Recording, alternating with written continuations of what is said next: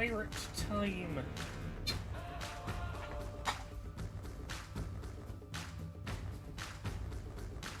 Yeah, we're probably live.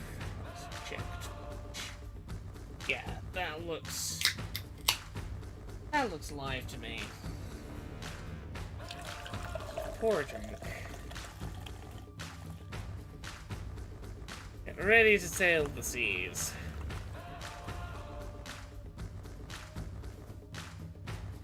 Adventure away. Hey, I Valentine. Just setting up. Hey, Nautical Menace. I had a lovely weekend. I had a minimally worky weekend, which was nice. I did one little bit of work. I recorded a podcast with a couple of other trans women talking about the movie The People's Joker, which is a really good time. I'm looking forward to sharing that. But largely, didn't do anything too worky. It was a nice, relaxed weekend.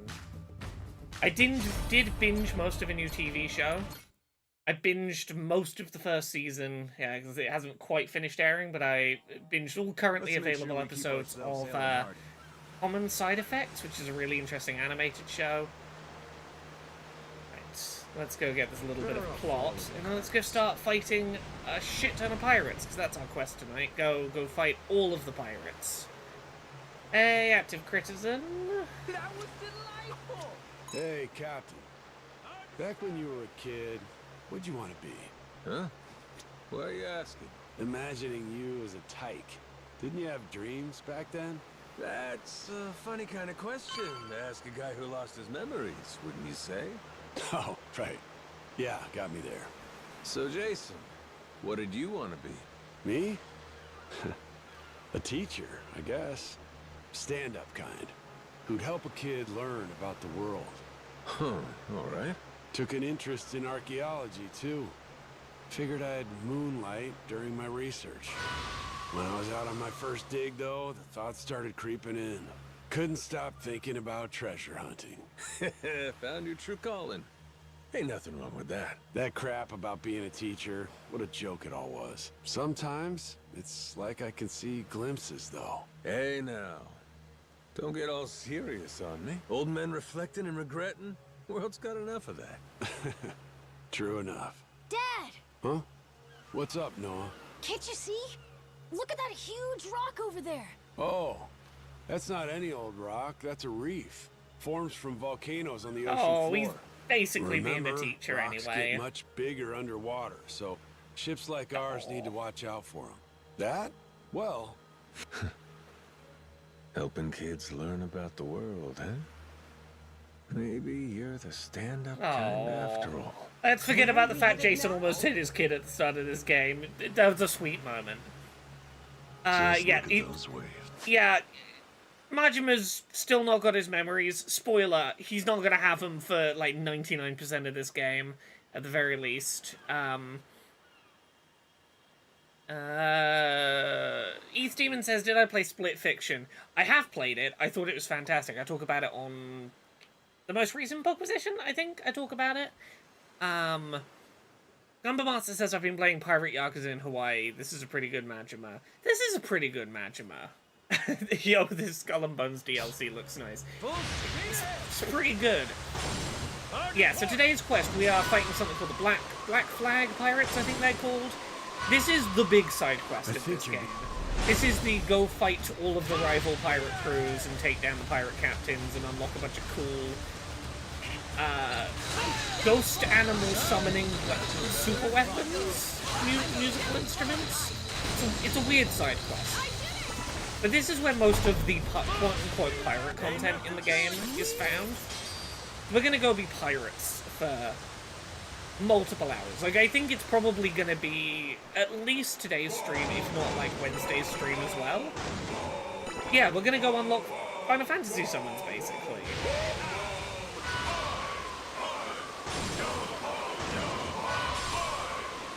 Defeat the devil flags. I keep wanting to call them black flags, the devil flags. Yeah, this is going to be the one that gets us our sort of tutorial one of these, which is the violin that summons ghost sharks. We're getting some goofy ass weaponry for this quest. Do you think Majima and Harry Dubois would get along? Oh, 100%. I think they would encourage very different behaviors in each other.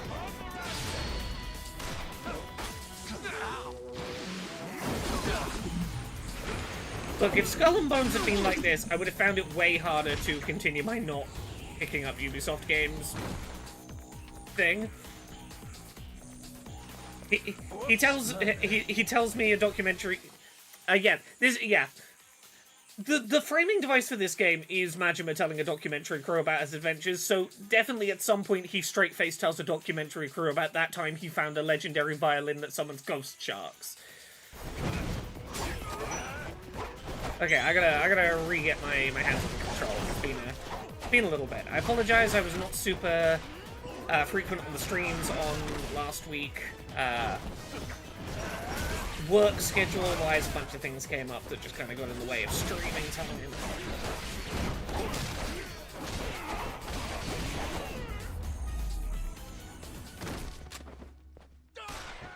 Gumba Master says, Majima would hear Harry Dubois talk about a giant phasmid and he'd be like, shit, yeah, let's hunt a giant bug. Terra says, I think they would get on well, it would not be good for everyone else. Agreed. Yeah, so now we're collecting these little flags. We have 10 of them. Basically, every time we fight one of these pirate crews, we'll get another 10. At certain thresholds, we can go, like, fight pirate strongholds and go take on, like, the narrative bits of this quest. After all that, we still aren't any closer. Oh, there's another devil flagship over there. Yeah, so we either do, like, go to an island and fight people, or fight stronger than normal pirate ships, like, out in the ocean. This way. It was work that will hopefully lead to very well-paid work. It was...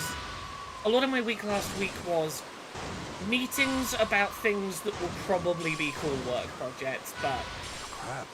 Are they coming? I had to first do the meetings where I have to discuss prices and scope of work and stuff. When do we get the devil fruit powers? Well, I mean, the musical instruments we're about to find are about as close to devil fruit as we're gonna get in this game, I think.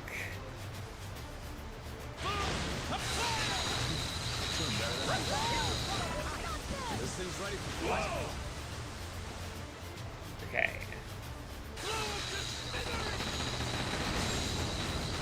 Meetings about meetings, exactly. Like, to give you a sense of the kind of meetings I was having last week while, you know, talking in legally vague terms, one of them was for a thing that's gonna take me, like, I'm gonna say, like, a 6-month project that will probably be the big thing I do this year. Like, you know how the first year that the AA showcase was the thing that was, like, the thing I did that year that was like, that's Laura's new big thing she's done this year? I had meetings last week about, I would say, a much bigger scope thing, but, like, the thing that I'm probably going to look at and go, this is the thing that 2025 was. And, like, I don't mind doing meetings about meetings for a thing like that. Rain, huh?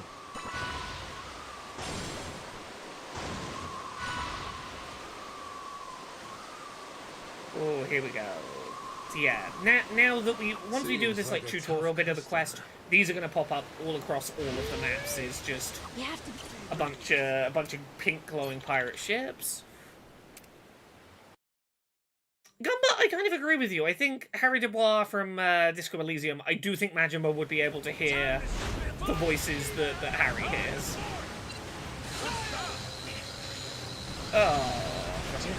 Oh, the wave height. The wave height screwed up my my lasers. Come on, okay. Try and do a sick drift so we can... Okay.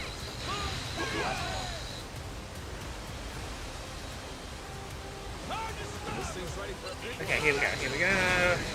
One ship down. Yeah, it's much easier to do pirate combat in the Colosseum where there's not waves dictating your final height, but we can do these. There we go. Heath Demon says, my only real complaint about this game is the ship needs to be faster. That's it. Ultimately a minor complaint. Well, I mean... Oh yeah, deck battle.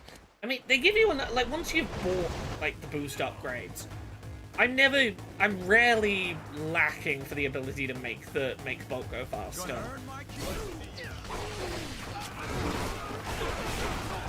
Yeah, so as soon as we beat this boat, we'll get... So we got a little bit of introduction to the plot, but for anyone who wasn't around, Jason, who is the kid on the ship, Noah's dad, went back to meet, like, an old friend who was the guy who got him into being a pirate, and that guy was being murdered as we arrived. They stole this precious jewel. His daughter was like, look, it's less about the monetary value, but, like, that jewel was, like, my dad gave it to my mum as a like an engagement gift in lieu of a ring. It's really important. Can we go get it back? We gotta go fight the worst pirates in the sea to get this gem back for the daughter of this murdered guy. So that's the gist of what we're doing. And we're gonna go meet the pirates that stole the gem any moment.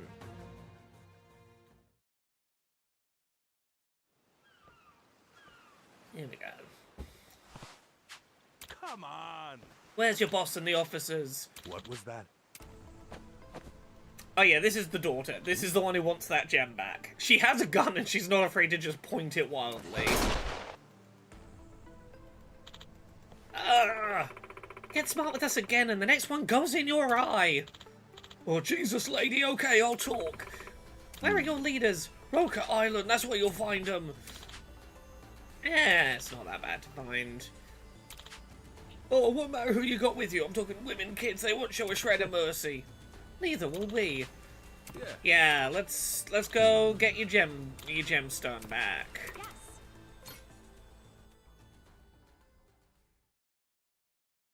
Yeah, to be fair, Cass puts it well.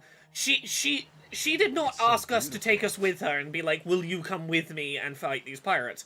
She got her gun and was like, I'm gonna go avenge my dad. It's like, well, you don't have a boat and a crew. What the fuck are you gonna do? Come with us. She was very well ready to just wade into the ocean, swim to the pirates herself, and shoot them with her gun. Like, that was her plan, I think. So yeah, let's head to the lighthouse. And each time we unlock enough to, like, progress this quest, we'll get, like, a new destination on the map. So we're going to unlock a bunch of new places to go.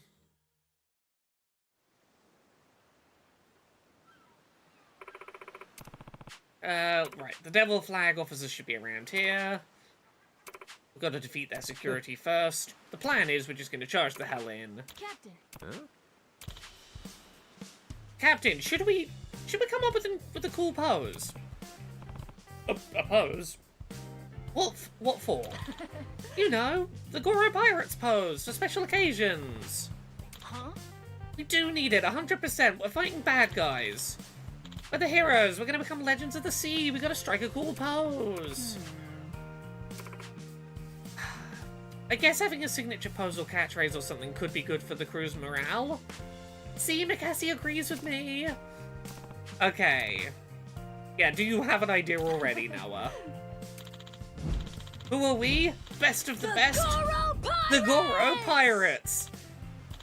So, pretty cool, huh? Could you tell I pasted off your eye patch, Captain? Yeah, I got it from the covering one eye. It did look a little like a Power Rangers Super Sentai transformation. I do think that's cool. Okay. Let's get the whole crew doing the cool pose. Including Dad. Ready, everyone? Let's go. Who are we? Who are we? Best of the best. The Goro Pirates. Yeah, there we go. Next game, Yakuza like a Power Ranger. Oh, I mean, it would be like a Sentai, for Super Sentai being the Japanese version, I imagine, but, ugh. ETH Demon? We'll get there when we get there on stream. I agree. I definitely think this will be relevant to the next game. Honestly, I could see Ichiban going, hey, what TV did I miss during the 30 years I was in prison? Ah, shit, this Super Sentai stuff is amazing. And it becoming a turn-based RPG about him imagining he's a Super Sentai character.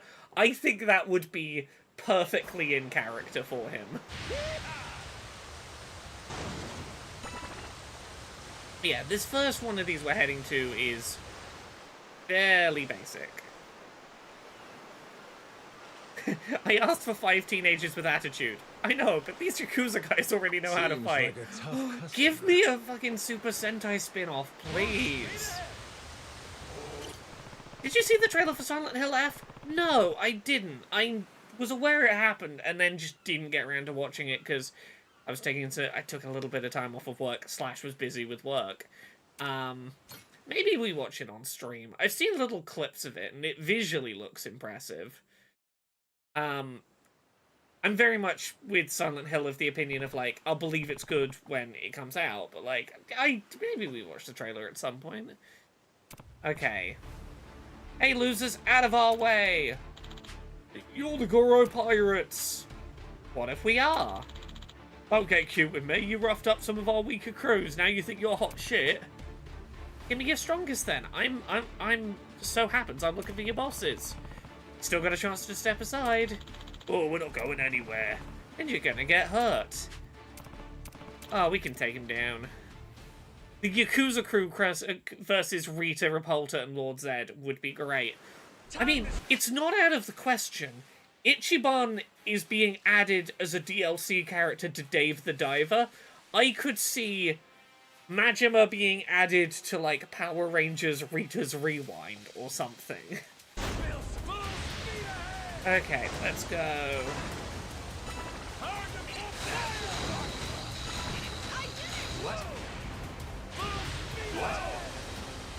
Okay, I gotta do a U-turn to get my other laser facing the right way. And then we want to basically do a turn so I can fire the coconut cannons as we deck battle. In speed.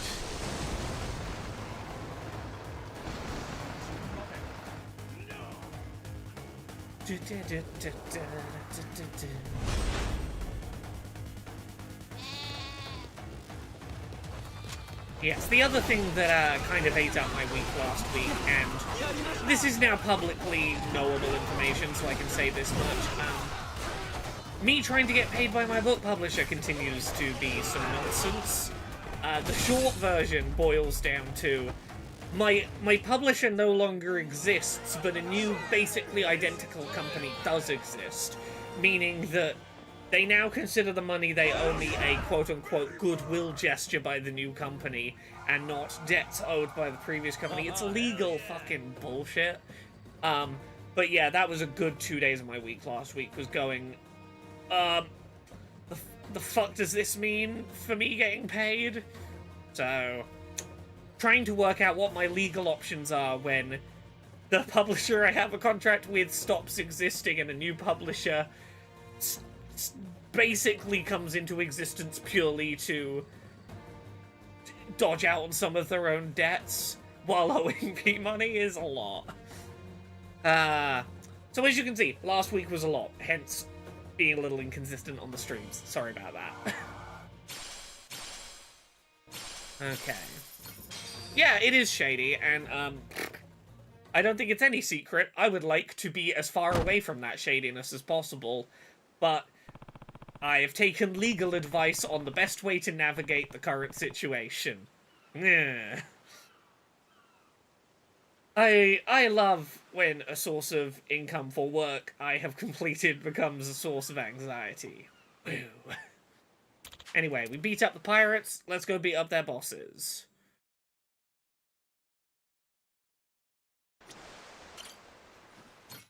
Yeah, this is by far the shortest of these visits we're gonna do with the pirates. We'll literally just show up. I think this is the place where we do the big fight with them. Okay, let's go fight our way through Roka Island. Yes, over the past number of months, I've had to join an authors union in order to get advice on where to seek good good legal representation for dealing with author matters. Look, if this is what pushed me to make the effort to find out what unions existed that I could be a part of, you know, that's something good that came out of it. I'm tired. I didn't want to have to go out of my way to find out those kind of options.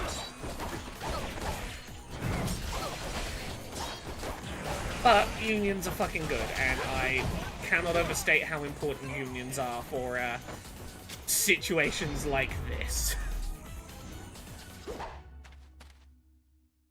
This should surprise none of you. I pro-union. I know, shock and horror. Oh, it's a fancy treasure chest. Let's go crack it open, see what's in the big chest.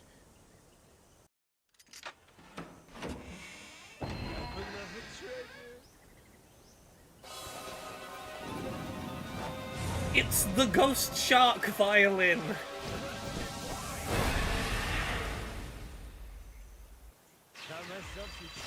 The Dark God's violin! The first of the dark instruments. Yeah, the voice actor strike stuff has been rough as well at the moment. Yay, unions. Boo, people fighting against unions. Anyway, that's not just any violin, it's a dark instrument. A legendary treasure, I've only heard stories of them.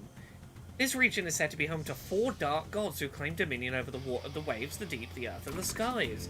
They're each bound to the mortal realm by an unholy relic. Those are the dark instruments, weapons of untold power.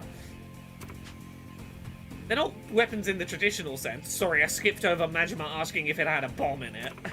They're cursed.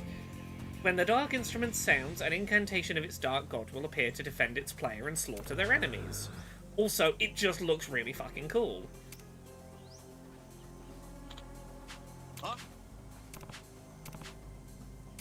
Yeah, let's go kick these guys' asses.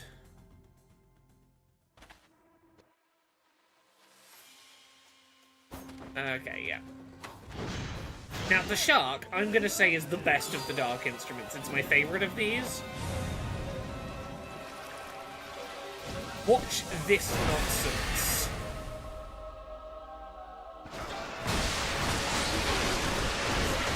Absolute carnage. Sharks everywhere. Everyone dies. Hurrah!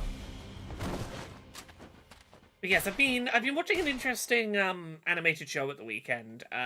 Common Side Effect.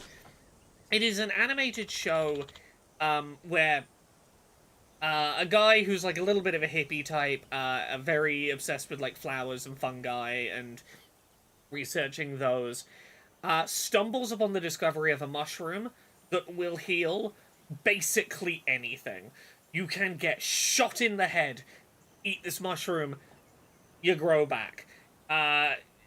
Very early on, it's used to heal like a degenerative mental health condition. Like, this mushroom can do fucking anything.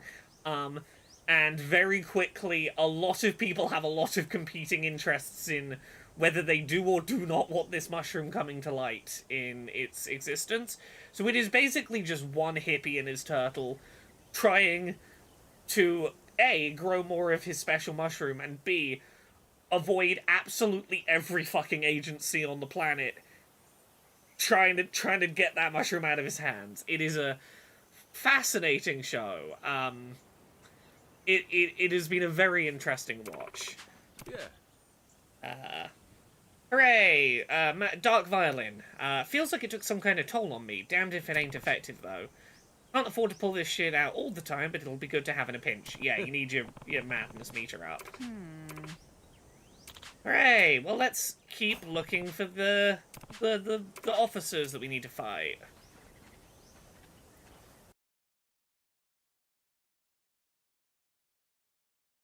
Yeah, Terra, we're a new company and your debt was the old company, is what they do in fiction to show that a company is evil. It's hard to write parodies of evil corporations when real corporations will just do the cartoon villain shit. In the end, the Pharaoh's Stone was the most disappointingly easy to pilfer, wasn't it? Who'd have thought it'd be in the hands of some washed-up old bastard all this time? Fucking imbecile. Should have invested in more security if you didn't want something so valuable getting stolen, ain't that right? Oh, yes, Commander. Fucking imbecile. Gotta say, I'm impressed you're able to track the thing down in the middle of nowhere.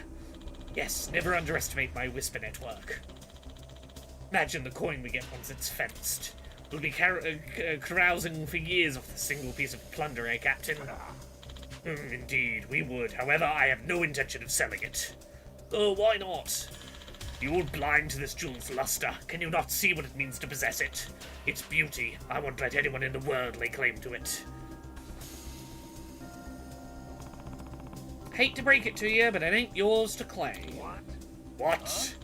Hell are you supposed to be?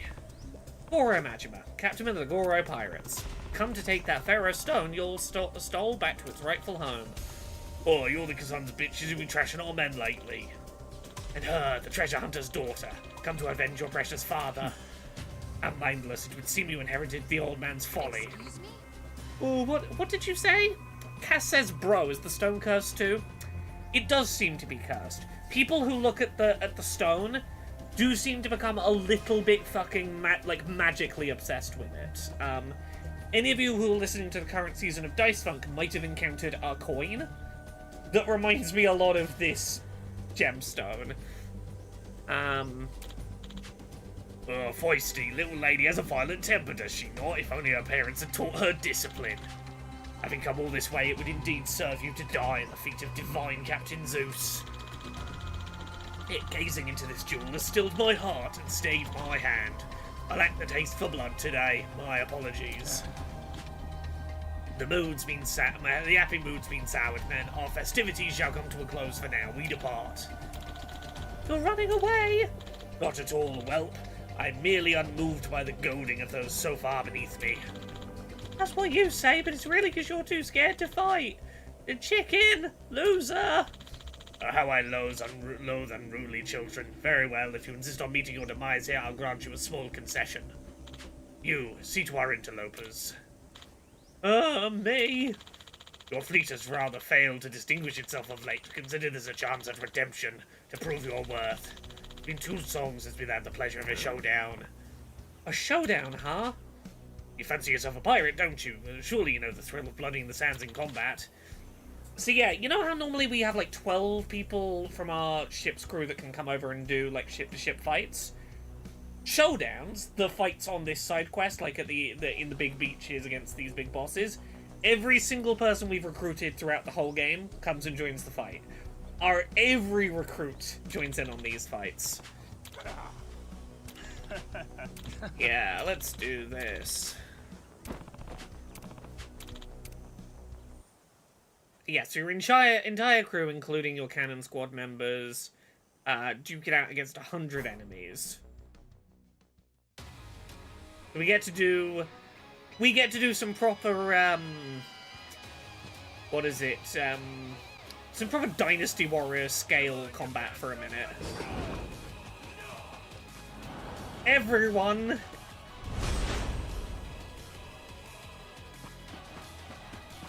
Welcome to Dynasty Warriors Pirate Edition. Welcome to Dynasty Pirates.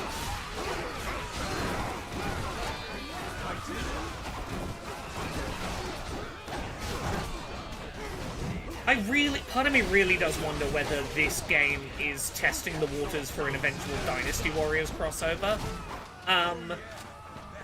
It's definitely starting to put the work in to go, can our engine handle if we throw a shit ton of characters in?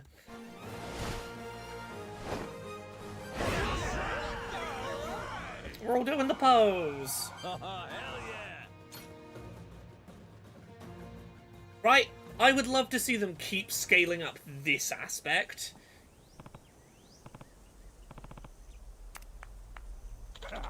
Bravissimo! You acquit yourselves well, Goro pirates. If I may, it'd be prudent to finish them off now, lest they trouble us further. What do you say, Captain? An intriguing dilemma. It's true, the wiser course would be to snuff out these nuisances, yet wisdom is so often the vanguard of weariness. The fates have gifted us a spirited plaything today. Who are we to spurn good fortune? Be grateful, Captain Majima. As I suspect we'll have the pleasure of meeting again, let me properly introduce myself. You stand before the magnificent Admiral of the Devil Flags, the great Captain Zeus, who do well to remember that name as it's destined for the pages of history. Beside me, my most trusted officers, the calculating assassin of the First Fleet, Captain Shinobi, the Iron Samurai of the Second Fleet, Captain Ronin, the Demon Outlaw of the Third Fleet, Captain Yakuza. We are the dread leaders of the Devil Flags. In all the oceans of the world, you'll find no company more terrifying. The Devil Flags have no menial aspirations. We are the very embodiment of pirates' greed, and the yearning hunger of the depths themselves. To ransack and pillage is our only raison d'etre. Naturally, we've drawn multitudes of scoundrels to our ranks over time, seeking to indulge their base appetites for money, women, and power. Perhaps they simply would rather serve me than make an enemy of me. Oh, no denying that. The captain's a great guy to have as a friend, but he's pants shit and scary and he's mad.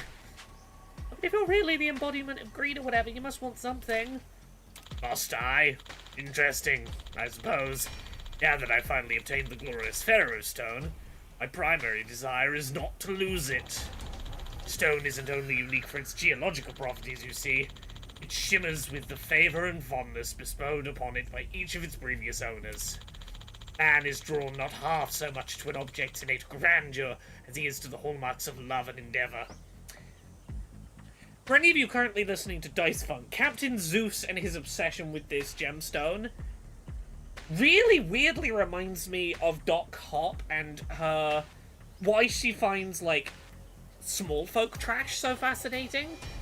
It is not the object's innate grandeur, but the hallmarks of love and endeavor. It's the story, the fact that, like, you can feel that the object has been loved is more what gives it value than the fanciness of the thing. A stone like this, which bears both in abundance, is truly sublime. A more ideal accoutrement for a man such as myself there never was. Come on. It doesn't belong to you. Misaki's dad wanted her to have it. What obligation have I to respect the demands of a corpse? And besides, surely the Pharaoh Stone itself is happier in my clutches than it was with the old man. Soon I'll have conquered every inch of the sea. My coffers so flush with treasure, the stone will never grow lonesome. The oceans will fall to the Devil Flags, and as the world goes hushed and fallow, I, Captain Zeus, will be called the fell pirate of legend, adorned forevermore by my Pharaoh Stone. Eat shit, dumbass. For any of you watching Severance, devour feculence, dumbass. Dumbass like you ain't worthy of a kidney stone. Hand it over. If I refuse, I'll have to kick your ass so hard you offer it to me. Hey, pal, you ain't scaring nobody with your crew all bruised up. You ain't standing no chance against the likes of us. Commander you fought was a groveling lackey, barely fit to lick our boots, and he alone nearly sank you. Okay. I admit the lack of any real challenge lately has rendered the seas almost tedious. You Goro pirates may indeed offer us a rare taste of spice. Yeah, you're gonna go be pirates, and we gotta go kick your ass. Okay. Andy H., as someone who was watching Severance when season 1 was happening, no one cared about it. And I was like, this is the best show. I'm trying to convince anyone to watch this amazing show. Season 2, it does seem like suddenly everyone, like, literally everyone was like, okay, we'll watch it. Okay, we're gonna go get the Pharaoh Stone back. We gotta recruit more people, upgrade the ship, yeah. Listen, you don't have to do this. I can't keep asking you all to endanger yourselves. During the battle, I realized just what we're up against. I'm so grateful. I always will be. You've shown me more kindness than I could have imagined. But this has to end. I can't bear to watch more people die for me. You want out of the Goro Pirates, that's what you're saying? Yes. Sorry. Ain't gonna happen. Huh? Got a motto, you know? Workers are welcome, earners are embraced, and once we embrace you, we hold on damn tight. You're part of the crew. Nothing changing that. Nothing. Please. Sorry. Them's the rules. That's right, we're crewmates. That means we're not just fighting for you, Misaki, we're fighting for all of us. I made a promise to your father, remember? I'm not leaving you behind, girl. But it's so dangerous. Enough. Of course it's dangerous. Think we ain't figured that out for ourselves. Once something's been decided, you stick with it. That's part of growing up. Get that through your head. Aww. Okay, thank you all so much. I'll be by your side. Yeah. Yeah. Okay, we're gonna power up the ship. We're gonna kick the ass of these pirates. There you go.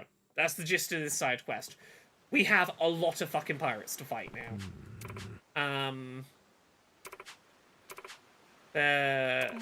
So this is where we unlock most of the, like, the option to just be open world pirates for a while.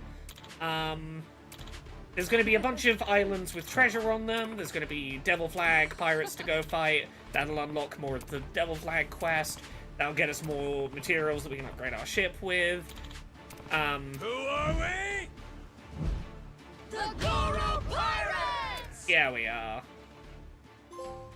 We have ghost sharks as well now, you are correct.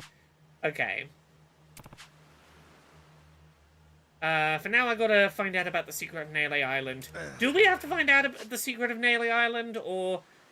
Yeah, I don't think so. I think we can just ignore the secret of Nele Island. I think you'll find, Majima. In fact, that's what I'm gonna do. I'm not going to... We're not gonna progress this plot for a while. I am just gonna go be... I'm just gonna be a pirate for a minute. This is just gonna be pirate adventures. Who on the crew is not well? That was delightful. You. Is it you? Hello. Have a beautiful painting. I'm getting used to this. What a beautiful painting. Exactly. Nele Island ain't going nowhere, and if I go back to Nele Island, I'm gonna have to go see my Yakuza friend who wants me to get my memory back, and I don't want to get my memory back yet. So, fuck Nele Island. I don't want to know what its secrets are, because that sounds like plot.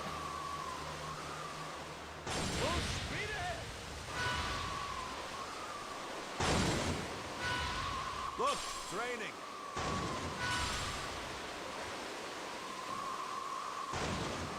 Off to Jamie Jones' locker with you. Hey, Tara. Yeah, I've heard from a couple of people that this season has brought up feelings about sibling and parent dynamics, and this season of Dice Punk.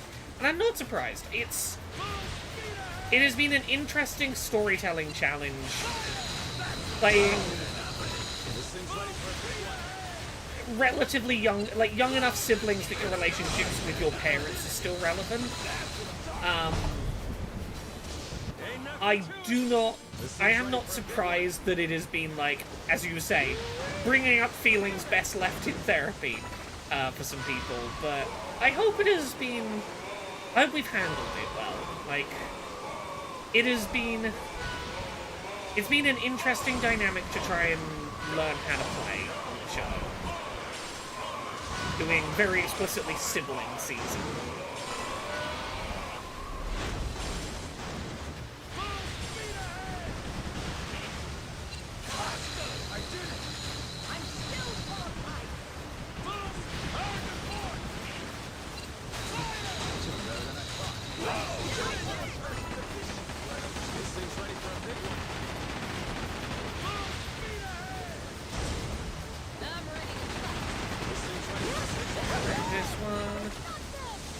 Look at me being such an effective pirate.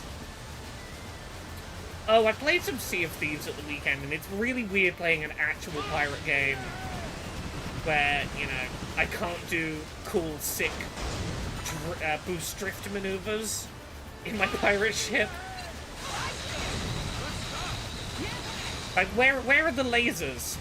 Where are the lasers on my ship? Where is the option in Sea of Thieves to have lasers on my ship? Whoa, close. Okay, let's get back on track.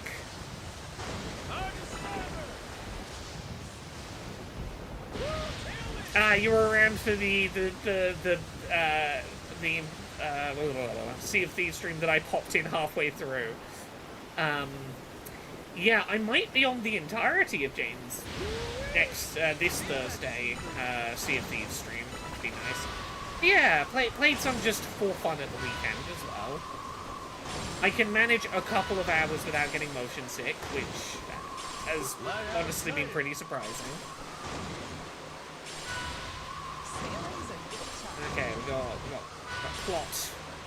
Come, tell us plot. Inform us. Okay, let's unlock the lighthouse first. I think I'm a little out of shape. Might be time for some strength training. What kind of strength training? You know, like push-ups, squats, lunges. Sounds like a slog. Wouldn't some kind of chef-themed workout be more fun? And what's a chef-themed workout? I don't know, like benching a tuna or some shit? Trading a barbell for a bluefin? Sounds like a slippery idea, Captain.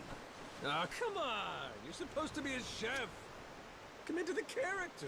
I didn't become the ship's cook for the love of the role, per se. Hold the phone. I think there were some huge slabs of beef on board. Now, if I did deadlifts with those, that might actually be I've only just realized the ship has a reverse. You stole my idea! Did not. You think this is the first time I've thought about... You know playing with your food's unsanitary, right? Captain? Masaru? Right. As you say, sir. I did not know I could put the ship in reverse. That's not how ships work. Sorry. Found that far too fascinating. We can do this! Right, yeah, so these have got like 3,500 health on them. So these ships might actually give us like a little bit of a run for our money. We'll be alright with this. Just we're gonna have to put a little work in. This thing's ready for a big one.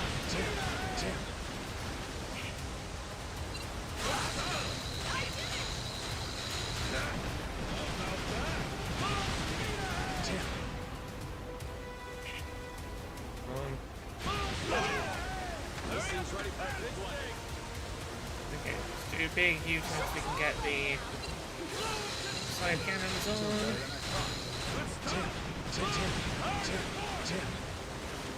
Got all you got? This thing's ready for a big one. I can get used to this.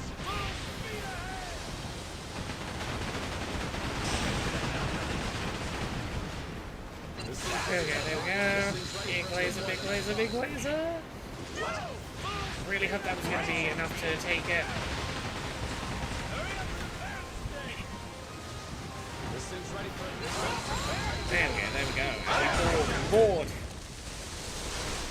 Well, look, I know that ships can't do handbrake turns and drifting, but the drifting at least, like, makes sense in the canon because you can see there's a bunch of engines on the back that are, like, propelling it forward. Like, they put rocket boosters on the back of the boat. It's in-universe consistent. I don't see jet engines on the front of the boat to propel it backwards. Like, look, I'm all for lack of realism, but I need it to be, like, logically consistent lack of realism. Like, yeah, I'll summon ghost sharks because I have a magic violin that summons ghost sharks because it's got a curse on it. Cool, yeah. But, like, reversing the boat, that's where I draw the line.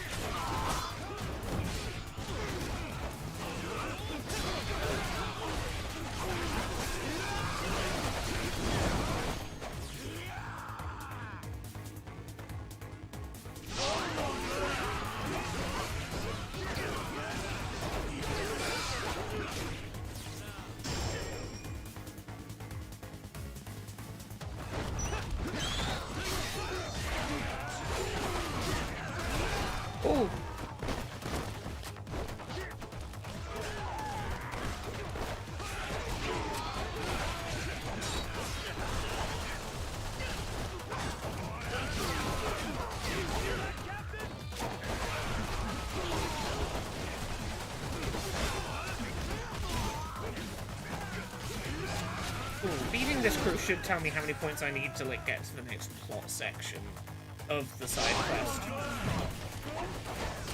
I could do with getting my, like, actual Magma stats up. Imagine what I could do with, like, a little more punch in him. You know what? Yeah, I'm gonna pump up his attack power a bit to get a chance between missions. How's your dance partners?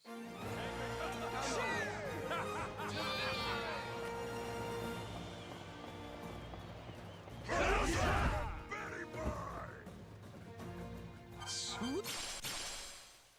70. Okay, two more missions. We get them. But yeah, this side quest is where most of our money for the rest of the playthrough is coming from as well. Because big treasure worth big money! Look how much fucking cash that was worth. That was worth like $100,000. Just that one pirate ship. This is what's gonna pay for us getting all the fancy upgrades. Let's go.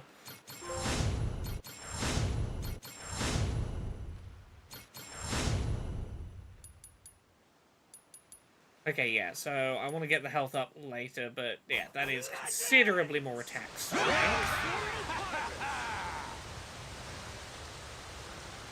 we get back on track, we can head to here, which I think is... Yeah, currently the last thing we need on this set of islands. There's a lighthouse over there. Feel that sea breeze. Yeah, see the boosters at the back? This is why I don't think it's unrealistic in-universe for us to do the cool, sick boosts and drifts. The game went out of its way to tell me that's realistic for this setting. The boosters let you reverse. Yeah, but how? There would need to be boosters on the front to let you reverse. Like, when I reverse, the boosters aren't firing. Have you considered magic? If Majima met a wizard, I would happily accept magic as the explanation for the pirate ship going in reverse. I would happily believe that magic is real and a wizard did it. But you have to let me meet the wizard. This thing's ready for a big one. You do have a magic violin. I have a cursed violin. That's different. Like, to my knowledge, my boat is not cursed or magic. It's just a boat. If they had told me that it was a special cursed boat, I'd have been like, yeah, hell yeah. I will accept that as the explanation, you see. I'm nothing if not reasonable. I don't need a good excuse. I just want, you know, I want the game to... I want to see boosters on the front of the boat, is what I want. That island seems like a good one.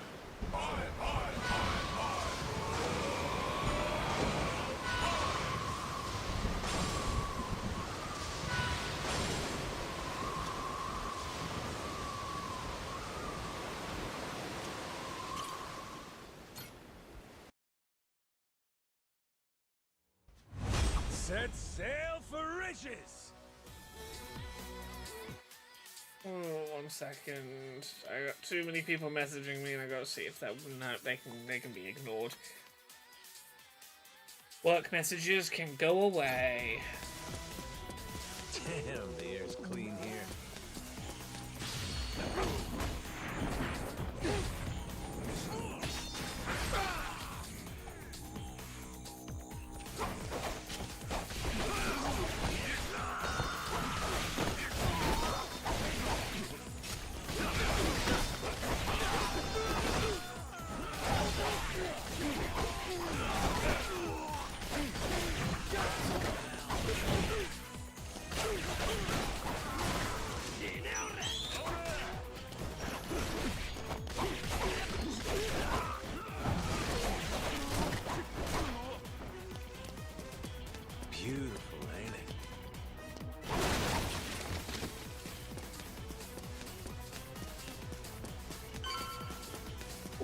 it's been a while since we fought tigers.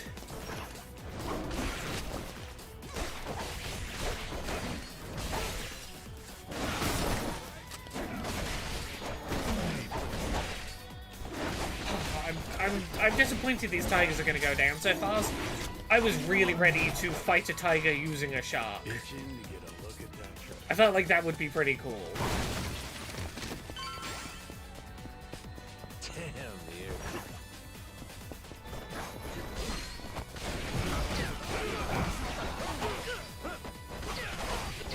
Come on, give me more tigers to fight so I can fight them with a shark. A tiger shark, exactly!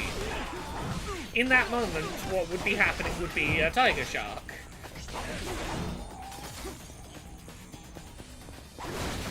Deeper we go. I'll be taking this. Beautiful, ain't it?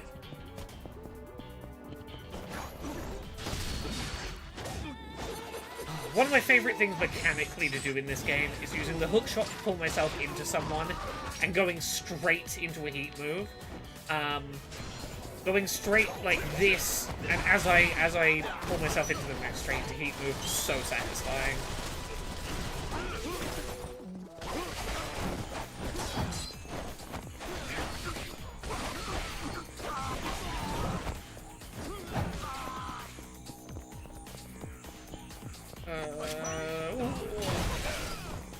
This way. Right. I think we're getting to the finale, so we can summon some ghosts any moment. Damn, the air's clean here. Okay, I can use sharks to fight a bear.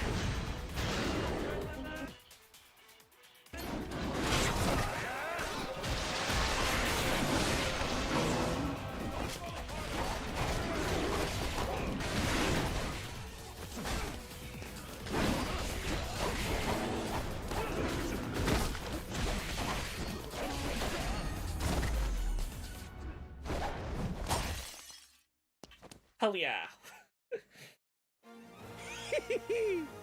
We did it! Okay. What in the Okay, another 87,000. That'll get us a good few health upgrades.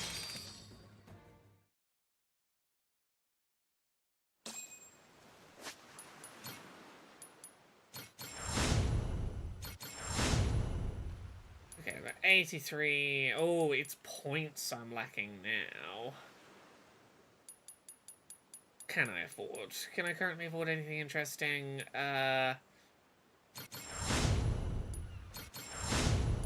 Let's get some of the smaller things off of the list. No, just to have the things. Okay, we're making our way through this. Right, so we've cleared out everything possible over here currently. Let's head to lighthouse, and then we're just gonna start sailing the rest of the sea looking for more pirates to fight. Like, that is today's entire aim, is just go kick a whole bunch of pirates. Watch out! Captain, are they in pursuit?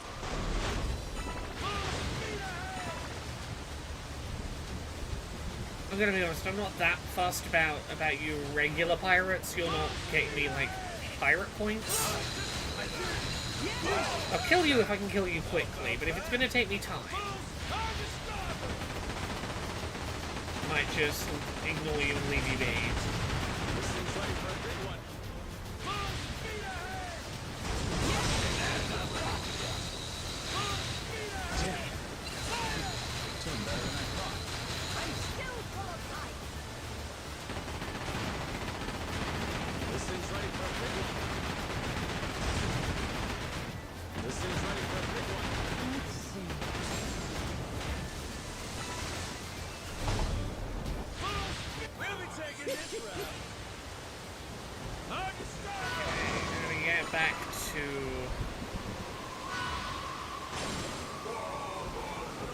At some point I might go to Hawaii just so that I can go and buy better cannons for the ship. I kind of want better cannons already. Now what do we have next? Okay, everyone's fine again. Sailing's a good time. Okay, so where do we want to start? What is near Rich Island? Yeah, we might as well start at the top. If we start at the bottom, we can work our way up. On we go.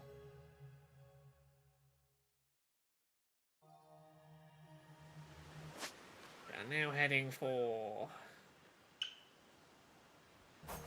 this island. We don't run into the Coast Guard. But any minute now, they are going to give us more plot on the pirate quest. I think one more pirate encounter will unlock pirate plot. Oh, I need to make my playlist proper. Did I set up my playlist? Oh, I do have my playlist set up, don't I? Okay.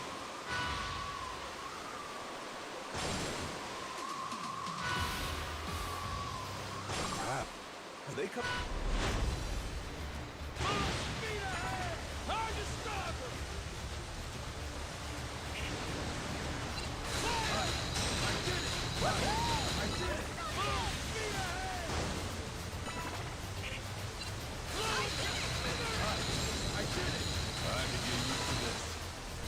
This thing's ready for a big one. Ain't nothing to it.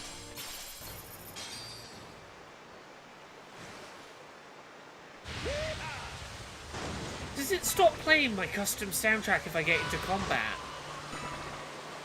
Oh, I want to hear Hell's Stew while I'm in a pirate fight.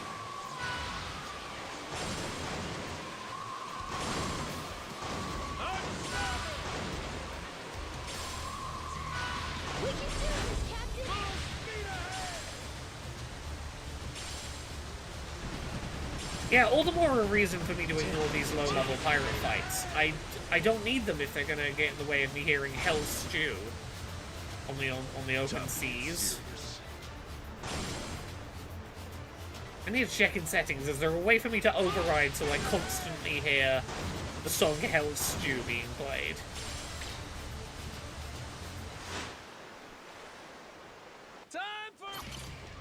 Saying that fight was a failure implies I was trying to fight them. Set sail for riches. I can't even have Hell Stew while I'm on an island. Let me play my music at myself more often. You know what, the answer to that is maybe just look up a YouTube video so we can listen to some of the karaoke songs while we fight.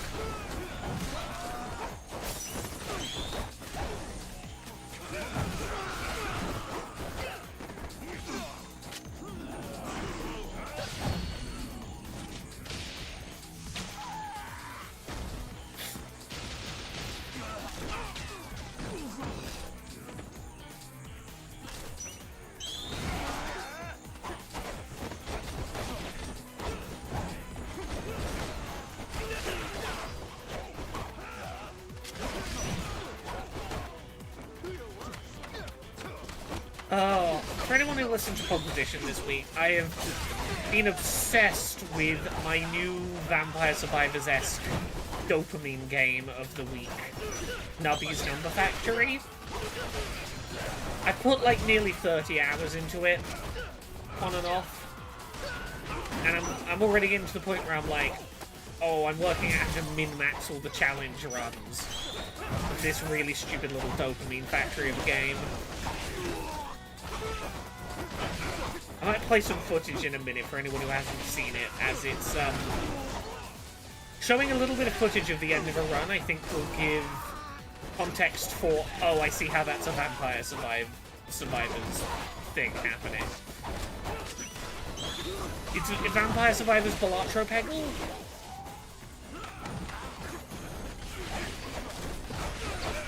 I just fuck these guys up first.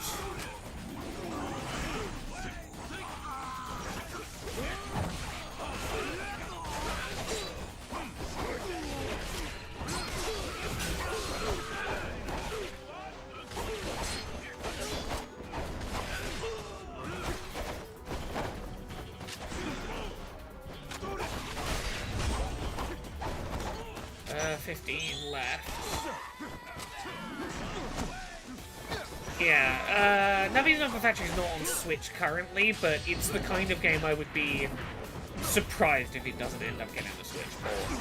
I've been playing it on Steam Deck or the ROG Ally, and yeah, it's definitely a game I want to be like second screen playing while I'm doing other stuff. Like, it is a game that feels made for a handheld.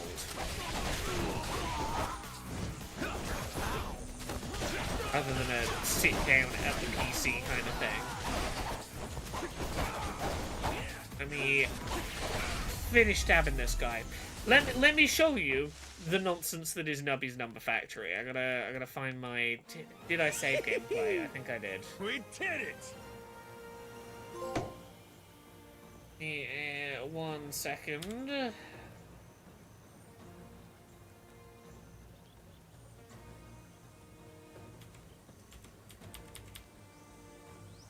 Did I not give Nubby's Number Factory a name? Did I just save it as a random... Didn't name my clip. Naughty Laura. That's poor file organization.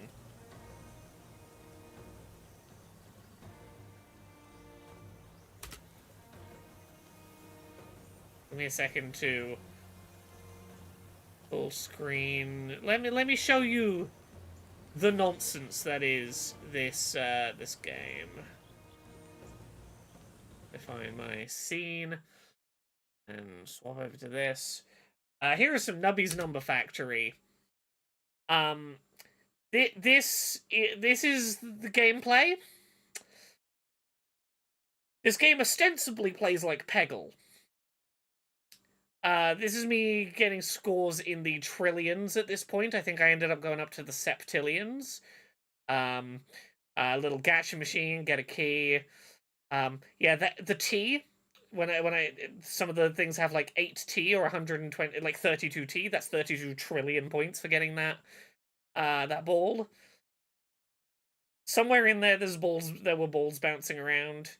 My score for that round was 1.3 quintillion.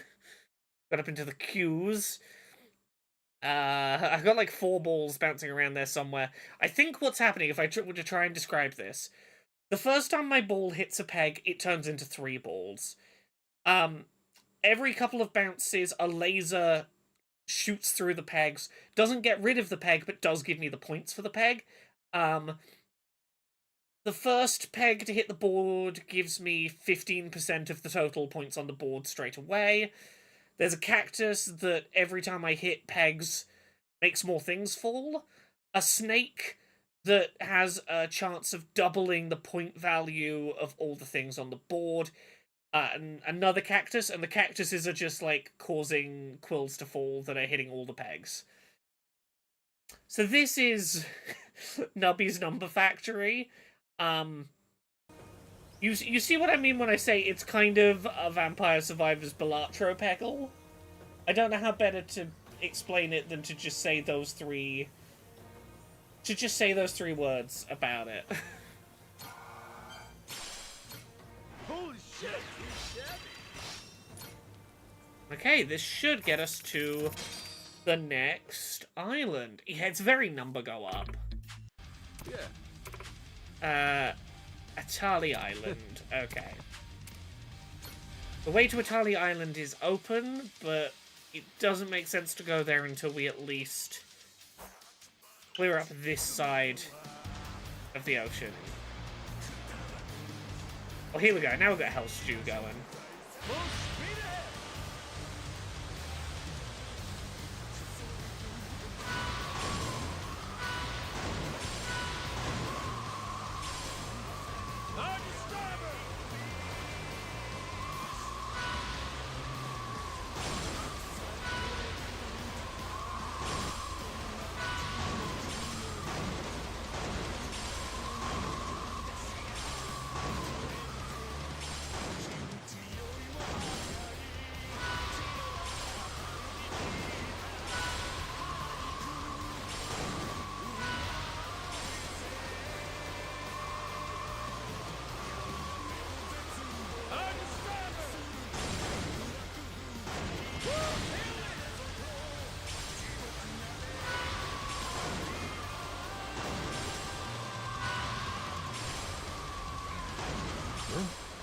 that a merchant ship?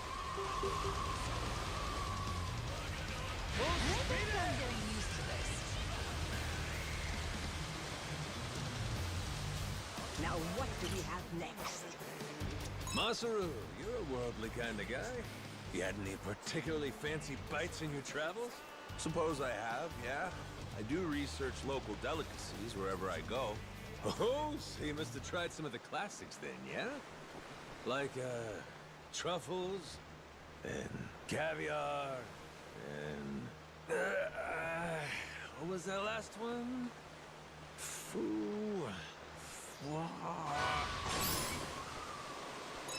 Progress. Progress, I think. Captain, that barely sounds real, let alone edible. Wait, do you mean foie gras? Yeah, progress.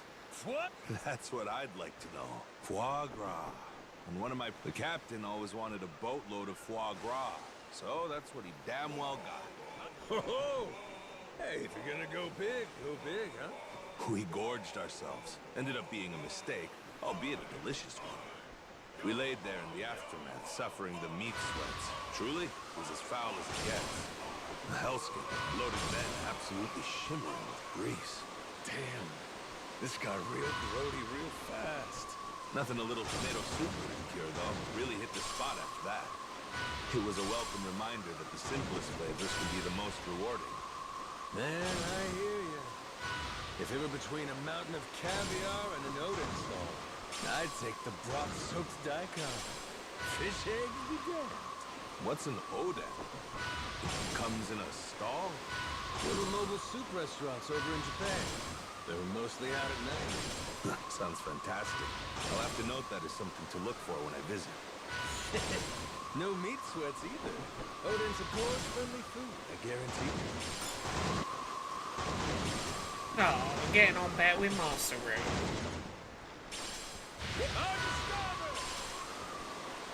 Seems like a tough customer. Ah, what is your deal?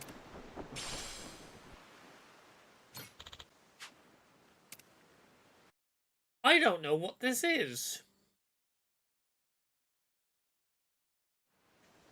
Time is full speed ahead! Huh. I don't remember encountering this shit before. This is just random gold shit. Come on, turn. Keep them in. Let's get ya. Doing better than I thought. This thing's ready for a big one.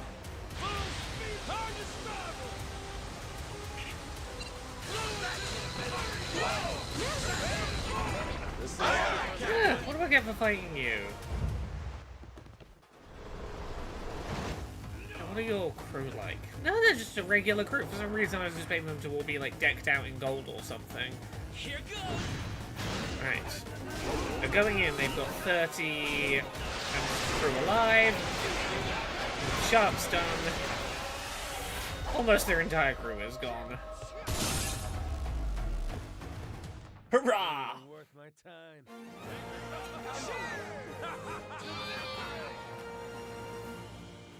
What? It's looking great. Ethereal Legestra. We're legends! We are the legends. Yeah, you are, Majima. You sure are.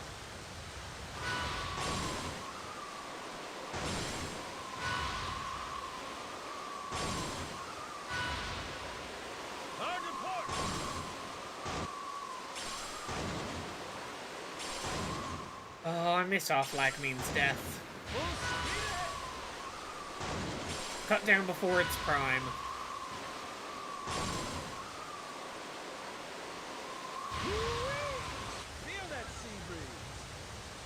Oh, those pirates. Like oh, those pirates. I loved them. Oh, how I loved them. Oh, how I loved them so. Yeah, let's tackle the devil flags.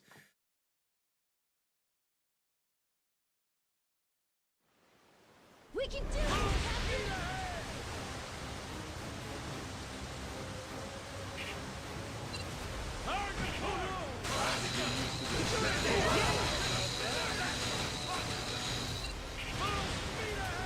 That was good. Almost half of their ship down in one laser barrage. This thing's ready for a big one. This thing's ready for a big one. That's what I'm talking about.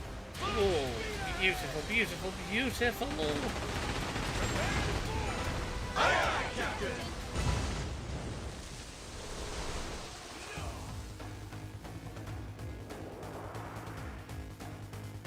The meat sweats sure are a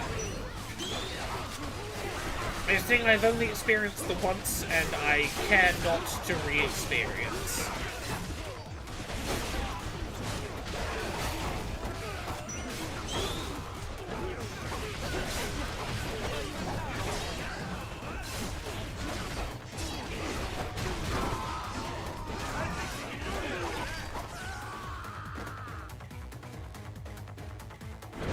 Also, chat, I agree. More cute pirate weddings. As you say, they may not have been legal, but what the fuck did those pirates care about the legality of things? I think we can do better than that. Pain in the ass. This is good.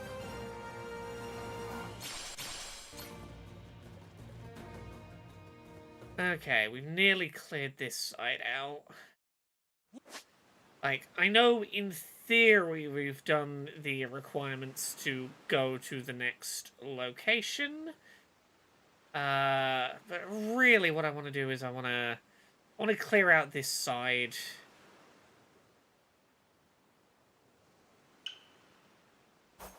I want to clear out this portion of map before I head off to new locations.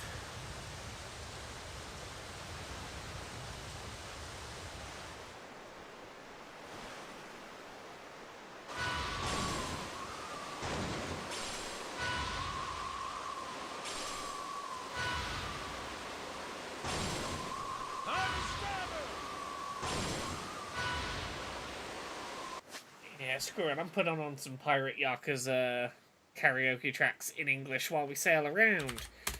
What do we go for?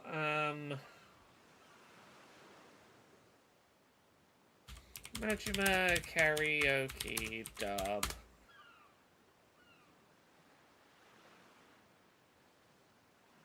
I'll get to the top. We can Well, put. here we are again. Nope. Don't give me adverts. No, thank you, advert. I want Yakuza songs. What I want. Yakuza songs. Here we go. Let's get this party started. Let's get to the top. Let's get to the top. Let's get to the top.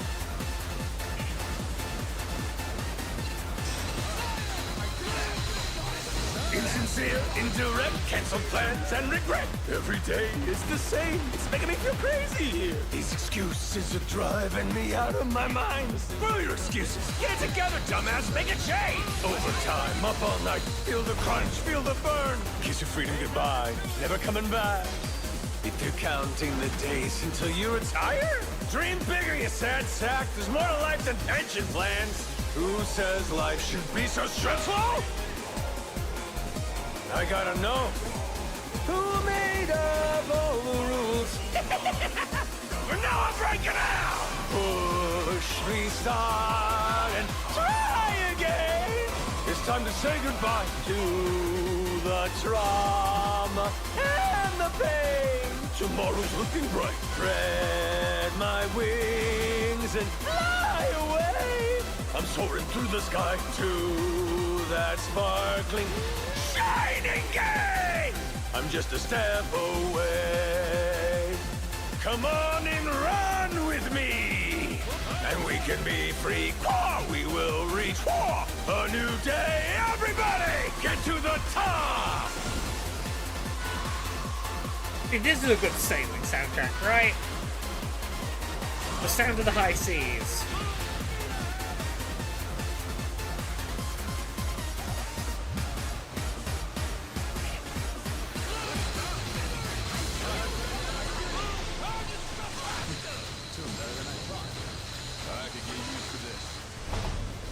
what's the best thing about being an F1? What other ones have we got? Actually, let's find a playlist. All English dub karaoke songs from Majima. That'll do. Get the words out of your ears and listen up.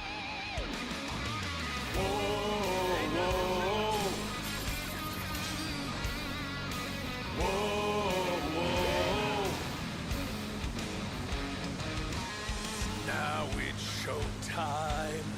Once more the party begins. So come along and join the battle cry. We must go fight. Blades at the ready, proud and fearless. Sharp and steel, we cut through the silence. Call out our name, yo. We are the Goro Pirates. Send you to the deepest depths of hell. This is the moment. Showtime.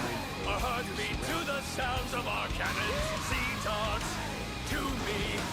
Thunder like there's no tomorrow. Set sail, prevail. Let all who oppose us drown in their sorrows. You wanna fight, you know our name. We are the Goro Pirates. Yo,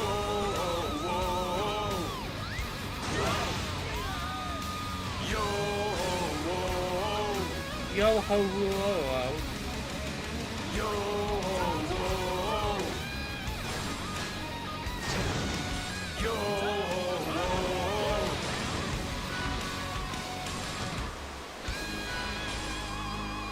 To Veldstrom, I believe I know what the link between eating steak and pots is. My understanding is the connection is meat like steak takes a lot more work for your body to digest than normal. So more blood flow ends up going to like the intestines and stuff to do the digestion, because it's quite a hefty thing to break down. And that requires more blood flow, which means there's less blood flow in other places, meaning impact to your blood pressure. Blood pressure is not being evenly distributed because it's going specifically to digestion for breaking down all the meat. I think that is the deal. That is my understanding of the connection. Wait for me, my precious treasure. Beautiful, eh? Bodies, they're wild. Way more parts of them are connected to things than one would expect.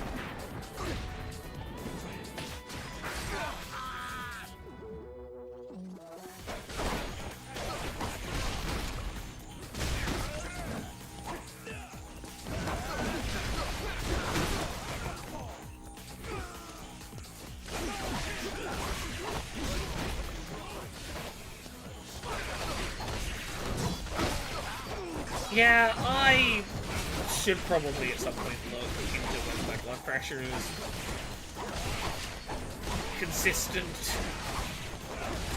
Like, it's usually fine, but there are moments that do not seem quite correct.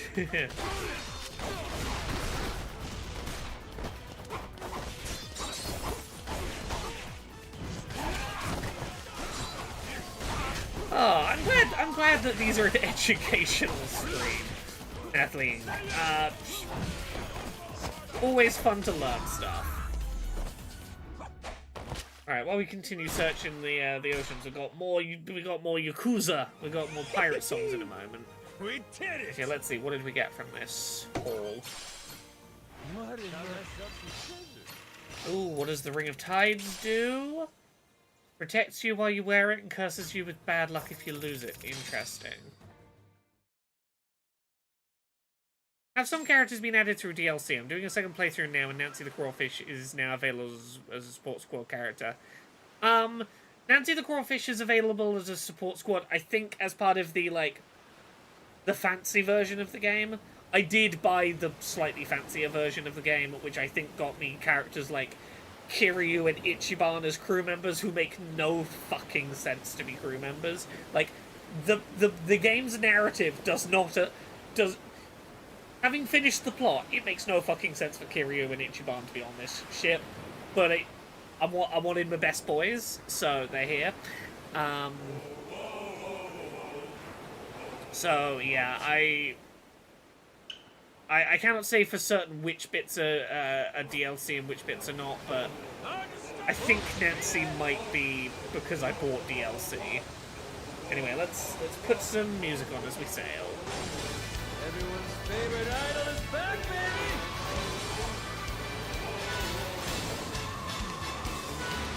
Captain, are they in pursuit? We can do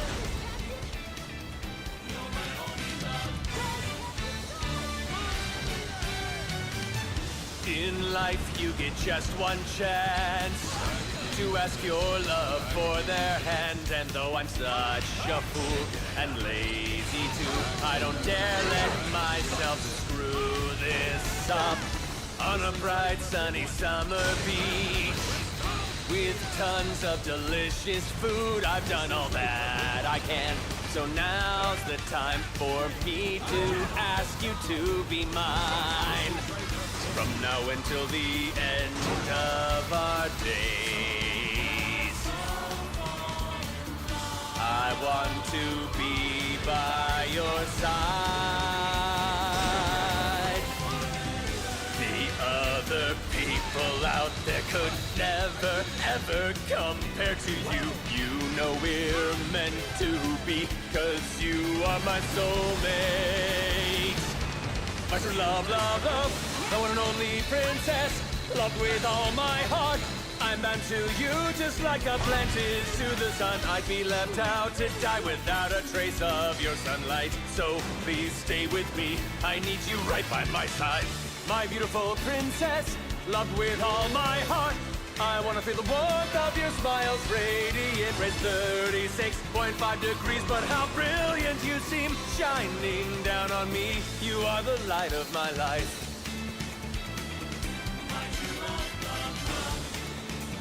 Now, regardless of whether there's anything that, like, corroborates this in the narrative, our lighthouse.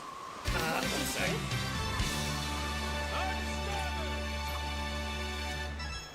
I choose to believe that Love at 36.5 Degrees, that song there, Majima is singing it about Kiryu. Because the thought of the lines, "My beautiful princess," lyrically, I'm like, I want that to be Kiryu. Kiryu is Majima's beautiful princess. Aww. Hey, Masaru, your sleeve's looking a little frayed. Huh? Oh, no fooling. Bring it to me later and I'll sew it up. Yeah? Oh, much appreciated. Showing off your domestic side, eh? Gets me kind of choked up. Yeah, what the hell are you talking about? Jason's just a handy guy. Whips up shelves and tables lickety-split. Oh, didn't know you were a craftsman, too. He even builds plastic models and stuff, ships especially. Guess I did a little of that back in the day. I'd nearly forgot. You sure did. It was funny. You building tiny replicas Exactly, right pirate next to a wedding. massive real ship. Make it sound surreal. There's something kind of special working on a model beside the genuine article. I'll take your word for it, man. So, I'll take your word for it, man. how's about a Goromaru model? I could build that. Well, if you got time enough to be building, the actual Goromaru could use some upgrades. I'll let Clark handle any non-mini construction. Probably for the best. I wonder if he builds Gunpla. I was just thinking that. It'd be really nice to... Yeah. Have you a little Gunpla kit? Right, so I think we got... Yeah, we got one more... We got one more pirate ship to take out in this area of the ocean. After which I might Is that a merchant ship? hop to Hawaii just to do some ship upgrades, and then we'll go continue the pirate plot briefly. Oh man, this is great. What's next up on Yakuza Radio? Ah, Midnight Desire, the song about going and having a midnight snack. Party started!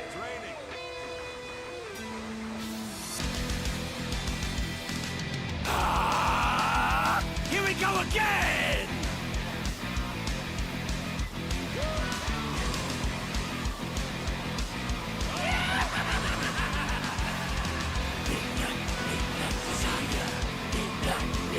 Desire.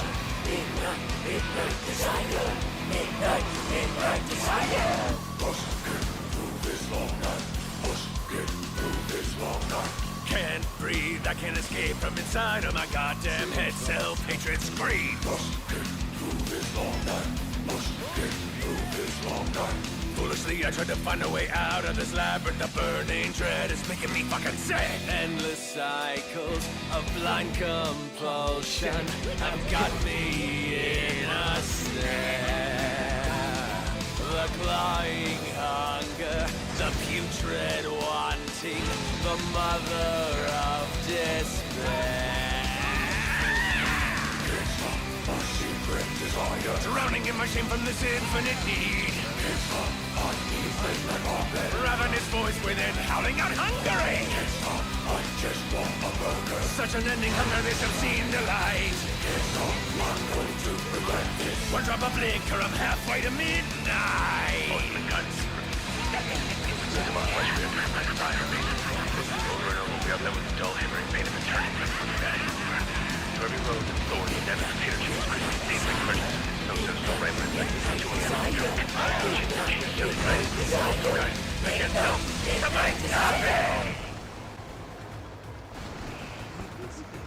Yes, Majima, we know about your midnight desires.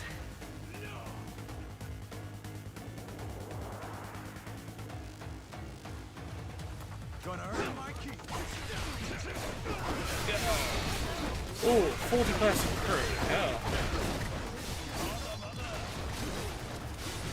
Let me up. There we go.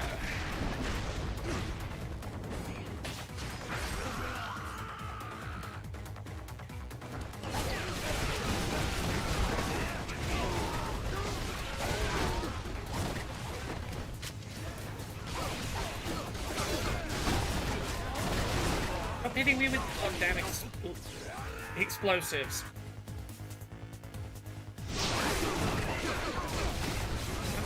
Stop it. Everyone, let me leave.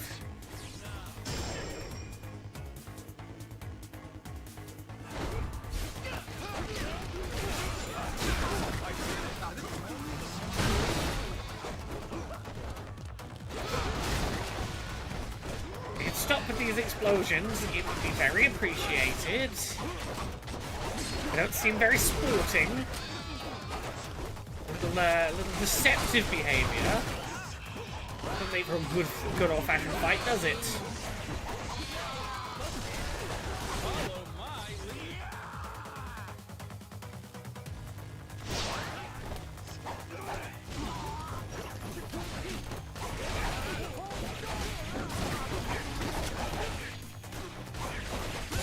Ah, there we go. There we go. Took you down.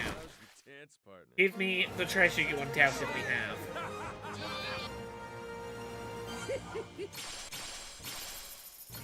Look what we found, Captain! Ooh, good looking chest. What do we got? Give me something good. Okay, that's pretty good. We might be able to afford some upgrades again. Maybe, if we're lucky.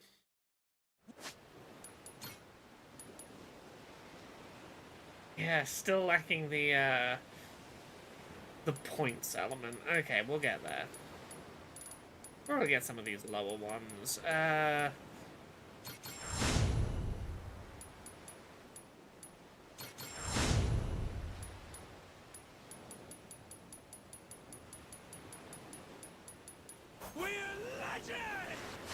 Okay.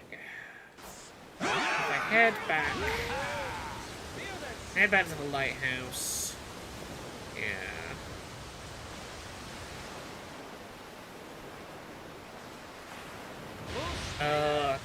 Chat's talking about migraines at the moment. I have only had one migraine in my life. Any time I'd previously wondered if I'd had a migraine, instantly went out the window. I was like, nope. Nope, that's what that is. Hey, Cybangs. Yeah, the, sheer debilitating... I have to be lying down and I can't look at anything, and... Not only does my head feel like it's in a vice, but it feels like I'm like I'm fighting through fog. Let's rest there. It was a nasty experience. Not a fun one. Cannot recommend migraines, funnily enough. Alright, so if we want to go to... Okay, I'm going to go to Hawaii, but I'm going to be careful to dodge plot. I think as long as we don't go to the place where we're going to meet with Jason's daughter, I think we'll be fine. Yeah, Naomi's shop is called Akahi Jewelers near Night Street. She's expecting us. She's going to tell us the plot. She's going to tell us what's going on at Nelly Island. I'm going to avoid that entirely. There is stuff I could be doing here. Like, there's... Oh, there's a pretty fun side quest over here we can maybe go do. There's some stuff we could do, but I'm going to stay on target. We're going to go repair the ship. That's what we're here for. The first time I had a migraine, I thought I was having a stroke because I had the exact same symptoms. That's pretty terrifying, yeah.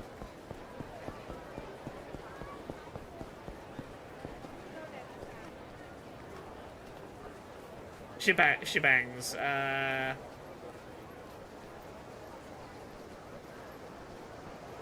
Shebangs.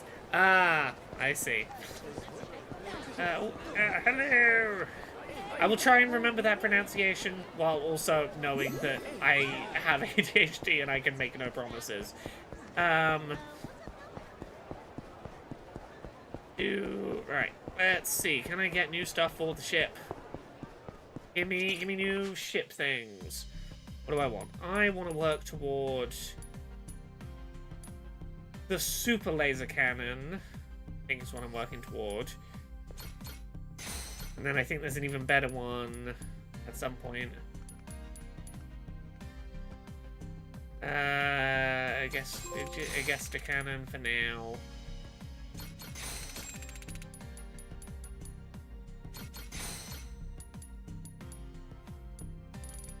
Okay, there might be other bits we can go. There we go. Yeah, I know there's other bits we can be doing, but I'm gonna get all the big pirate quest done, as much of it I can, in one go. So let's see if we can upgrade those new cannons. I feel like getting the cannons upgraded is gonna get us a big chunk of the way to feeling more ready for the ocean before we progress this. One annoying thing here is when you want to turn components into better components, you have to do it one piece of component at a time. Yes, that is pretty frustrating. Good work, Captain. I'm not a huge fan of it, but it's not the worst. To work then. Right, this is durability. Okay, this just takes cash, okay. She's looking good. Actually, let's... Ooh, choices. Maybe this one?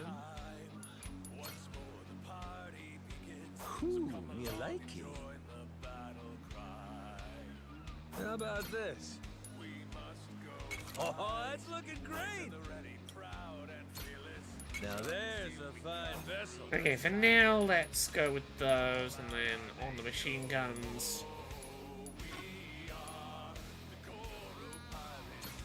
Ooh, you like it. How about this? Maybe this one? What to pick? Did I? Okay, maybe I missed it. I went to Julie's and I didn't see an option to buy more of these cannon types. Maybe I can't buy them until later in the game. Might be it. I might be trying to unlock them too early. Okay, let's go. On we go. Let's go continue the pirate plot. I didn't think to check whether there were, like, gated points in the game at which I could get some of those ship upgrades. Yes. Going to Italy, are we? Oh, if it ain't old Beef, Captain Beef, what's up? You know this place or something? Of course I do, it's got quite the reputation. Neither the brave nor the bullish dare to approach it. A word of caution, steer clear. Although, I suppose it stands to reason there'd be lots of treasure left to plunder there. Makes sense why the devil flags would be drawn in. Okay. Who Yeah. are we? We got this. The Goro We're the Goro Pirates.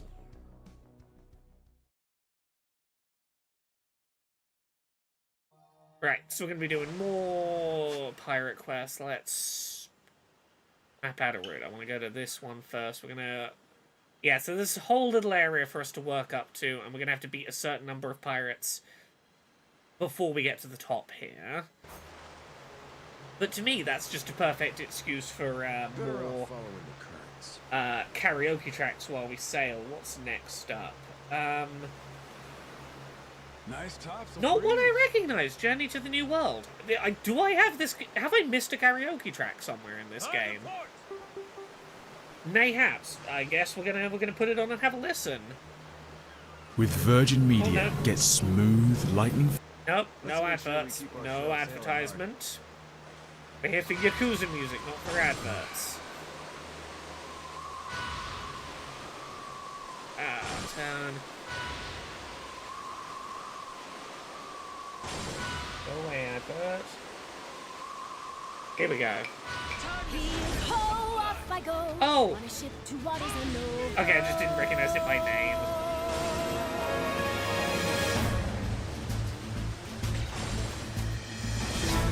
Do you see this? My dream adventures are coming true. For as long as I remember, it's all I've longed to do. See around me, blue sky above me, who's all that I've ever been. Just the same old thing, same routine, over and over again. I could hear destiny calling to me. Where could I go? Who could I turn to? How could I break free? I was just trying to do what's best for you, Noah. That's right, trying to see it from his point of view. Sailors away, winning our sails, we'll go anywhere. You got the captain on your side, so come with me.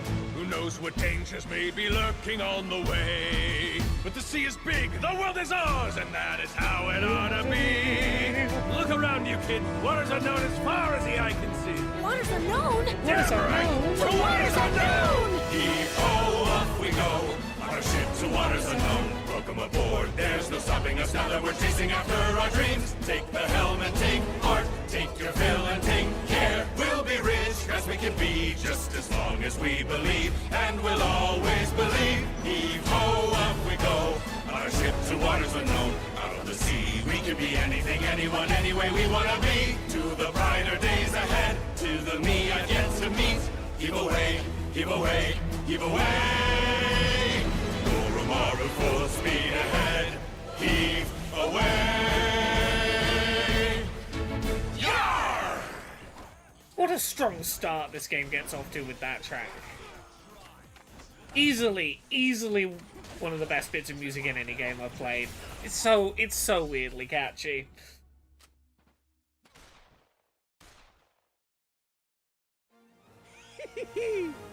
We did it! Yeah, we did. What do we win? Holy shit! Tornado brooch.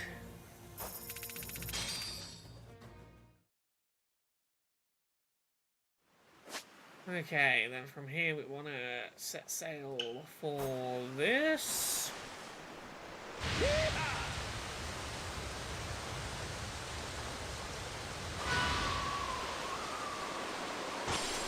This one is another.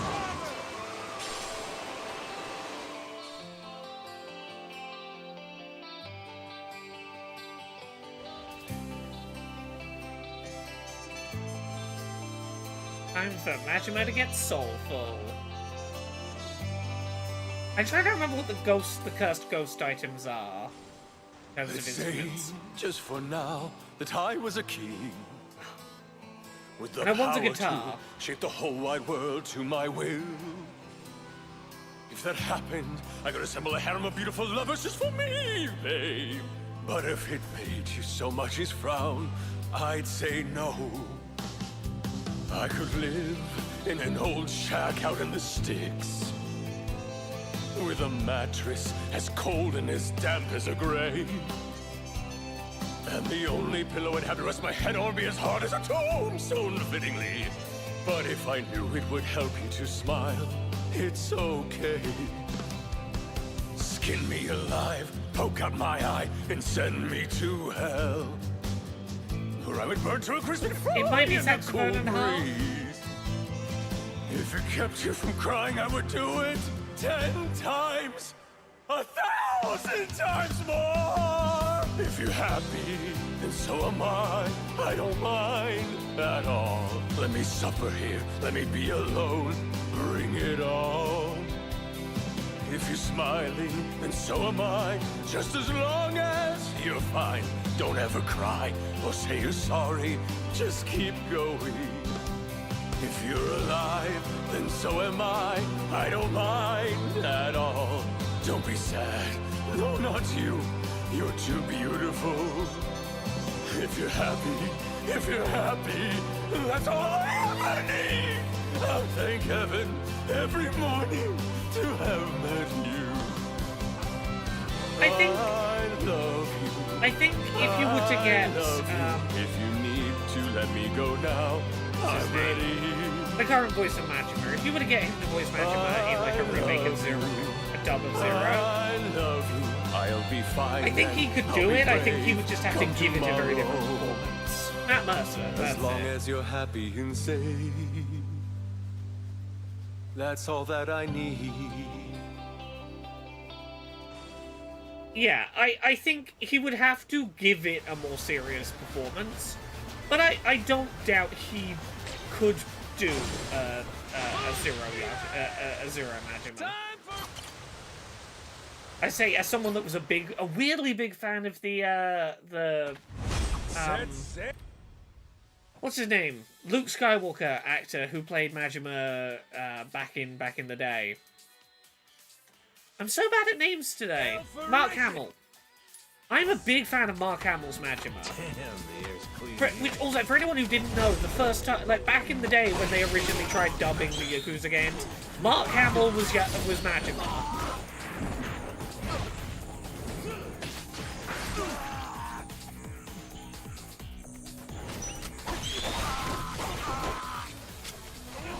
Back on the PS2. Maybe one of these days we will play on stream the Mark Hamill dub Yakuza.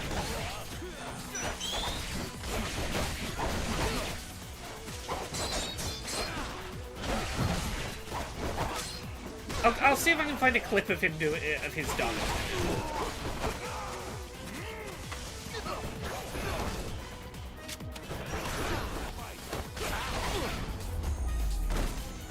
Give me a sec. Let me find Mark Hamill Majima. We did it!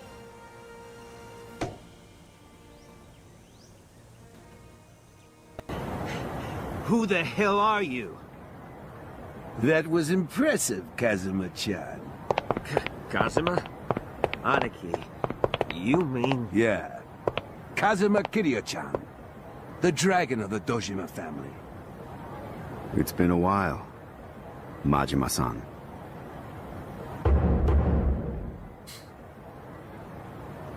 Relax. I hear you're trying to start your own family. Oh yeah. That bar over there? That's where your girl works. Kiwami is Japanese dub only, yeah. I hear she's hot. Everyone's jealous of you. I know I'd like to nail a bitch like that. By the way... Look, I'm not going to say it's a good dub. I have a weird soft spot for it. What do you want me to do with this brick? I didn't know he was Kazuma-san. I'm sorry. Yeah? I didn't know. Forget it. You're too kind.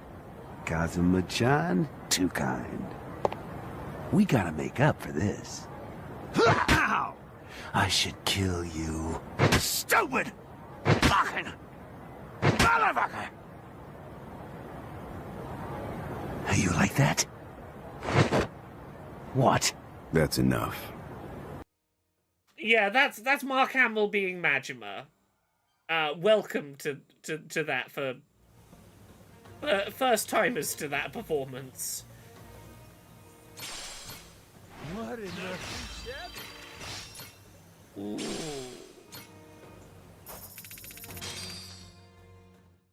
Look, I want to go play the older Yakuza games at some point on stream, but what I really want is to play, you know, like your Kiwami 2, but with the PS2 dub. And I know that that's not possible, but I want to find like a mod that will give me his Kiwami, but you can have the PS2 dub in there.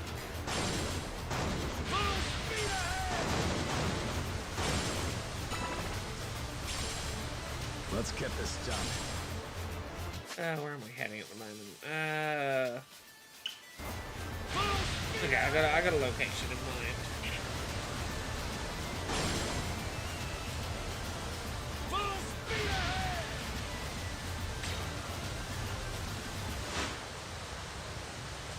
Time for a tactical. Feel that sea breeze. We can do this, Captain!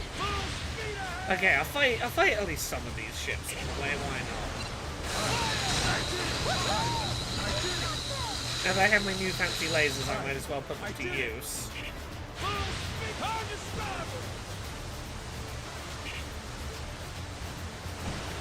This thing's ready for a I did it! I did it!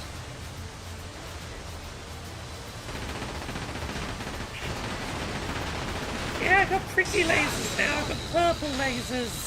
This thing's ready for a Ain't nothing to it. Mike Draw says me never seen this game before. Yeah, well, welcome to Pirate Yakuza. In theory, it's a serious crime drama / pirate simulator. Our pirate ship has lasers and can do cool drifts, and our main character refuses to get his memory back. While we were sailing around early, we listened to him sing a metal song about going for a sneaky midnight snack.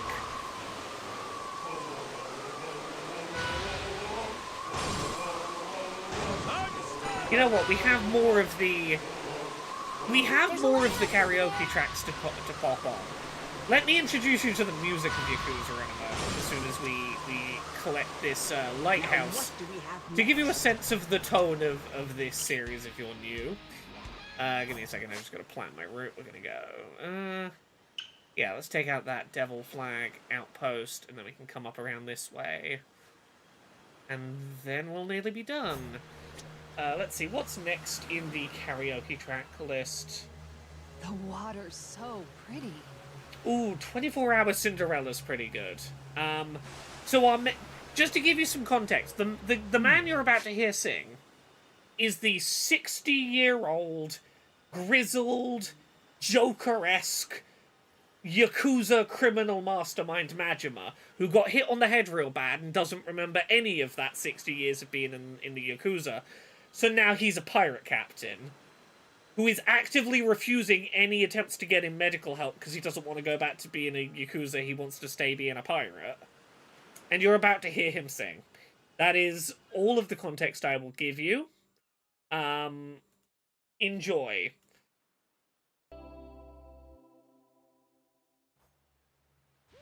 Let's go. Discover the elegance of luxury jewelry at No adverts for luxury jewelry. We want Yakuza music. Okay, yeah, here we go. Get the wax out of your ears and listen up. The serious crime captain reminder. Oh, my princess, I love you. You know that it's true, and I know you love me. It's easy to see, so slip away with me, my dear, and I'll be your charming tonight. At the ball we step and go, we glide to and fro, and when the clock strikes 12, we won't even know, because our love is like a magic spell. It's never wearing off. Come, let me take your hand, my darling princess fair. You're so sweet and innocent. Might eat poison apples on accident. That's just one thing I love about you. Your heart's so good and true. Just imagine this being sung by the Joker, but he's a crime lord. Round the earth goes. morning sunrise. I treasure the simple things. They help me realize that your love's my greatest prize. Oh, my princess, I love you. You know that it's true, and I know you love me. It's easy to see, so slip away with me, my dear, and I'll be your charming tonight. At the ball we step and go, we glide to and fro, and when the clock strikes 12, we won't even know, because your love's the key. Yes, my ship is drifting. I have boosts and drifts in my sail ship. Welcome to Yakuza.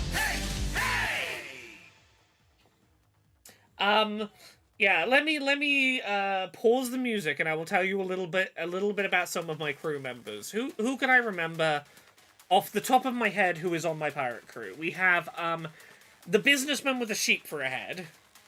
We have the patriarch of a Japanese crime family who in his free time enjoys dressing up as a baby. Like, you know, it's just a thing he does. There's nothing wrong with it. He is weirdly the center of, like, the most emotional subquests in the series. Who do we have? We have, a woman who pretended to be a weeb, and he's very, to try and get a guy to like her. We have, old lady with a gun. We have man who pretended he had a headset that lets you talk to animals, but it was really just him talking on a walkie-talkie, and he tried to convince you that a tiger was in love with you. So he's on our crew. We have a crawfish. She's called Nancy. Nancy the crawfish. She's very important. I'll have a look through the crew members and see who else we have. Oh, we have a man dressed in just a leotard with a butterfly on his face, who we recruited by taking photos of his crotch, his crystal crotch, until he respected us. Multiple tigers, you're right. We have Stephanie the polar bear.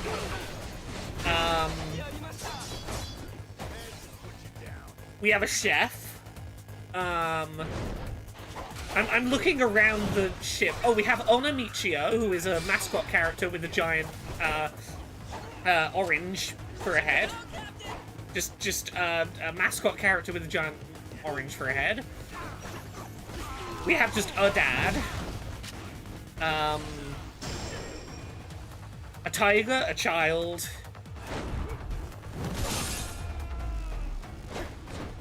Ain't even worth my time. Oh yeah, we got a ninja. We have, Captain... He wasn't called Captain Cow. What was his name? Like Captain Bovine? Captain Beef. Captain Beef was his name. I'm looking who we got on screen here. Yes, we got Captain Beef, the cow-themed pirate.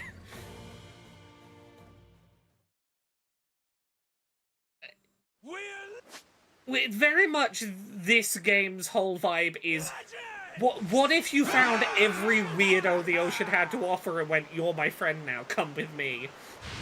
We have adventures to go on. You know what? Part of me at this point is saying we go do a side quest. Purely because if we've got someone here who this is their first time seeing Yakuza, that is a great excuse for us to go do a side quest, such as, I believe there is a side quest available. You know how sometimes you have to do workplace sensitivity training? I believe we have a side quest that is workplace sensitivity training, but for pirates, that we could go do. Let me at least get to the next, like, lighthouse, so I say, like, I keep our progress going. Let me ignore those pirates. They're nothing. They're unimportant. Oh, Tara, congrats! Hell yeah! I'm glad to hear that progress is happening. Well deserved. Force them doctors to give you them medications. Just shout at them until they do.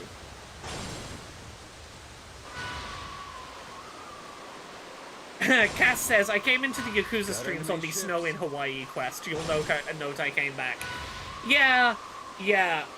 The Snow in Hawaii quest is the one that I use to explain to people what I think makes this series so weirdly magical. Let me explain to you this quest for anyone who wasn't around for this. This is one of the quests in Infinite Wealth. This quest starts in Hawaii. It's the middle of summer, and a man... You keep bumping into this man who's trying to buy all of the shaved ice in Hawaii, and it turns out his wife is dying, and she wants to see... He asked her, like, can I do one thing for you before you die that would make you happy? And she said, the one thing I'd really love is to see it snow one more time. It was snowing the day we took our first date. I would really love to see the snow again before I die. But she's stuck in a hospital room in the Hawaii in the middle of summer. He has no idea how he's going to make it snow for her. So you're doing this whole side quest, and then you go into you keep following the side quest, and there's a part of it where you're chasing a runaway pram. And it's very unclear how this is connected to making it snow in Hawaii. So you do this, like, 2-minute chase scene, chasing this pram across Hawaii, trying to, like, stop it getting hit by a car or something. And it turns out, Patriarch Gondawara, the, Yakuza captain who sometimes goes on holiday pretending to be a baby, was in the pram. You end up chatting to him about this, like, hey, this man really wants to, his wife to be able to see snow one more time, before, even though she's in Hawaii in the middle of summer. And the group of adults who dress as babies realize they have exactly the solution to the problem, but it will require some sacrifice. They tear about their, incontinence products that have sort of fluffy white material inside of them. They forego their ability to have their baby vacation in order to stand on the roof of the hospital, scattering the filling past the window of her hospital room, so that, like, this man can have this soulful one last connection with his dying wife, who, like, passes away and is like, it's just like the day we met, thank you so much, as she, like, peacefully drifts off. While these men are just throwing this stuff off the roof of the hospital. That's a Yakuza side quest for you. That's your introduction to Yakuza side quests.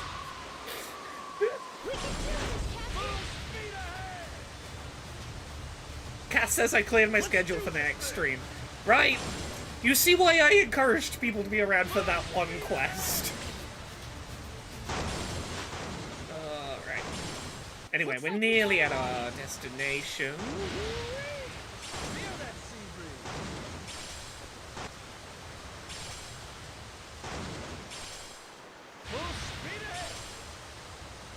Oh, I'm gonna put on at least one more karaoke track while we clear out the last of this pirate hideout stuff. What do we got next? Oh, we've got Get to the Top. I like Get to the Top. Get to the Top's good. A sec to queue up the karaoke. There we go. Where are we headed? Damn right! The top! Let's get to the top!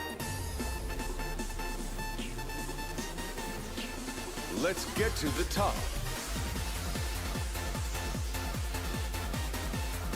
Let's get to the top!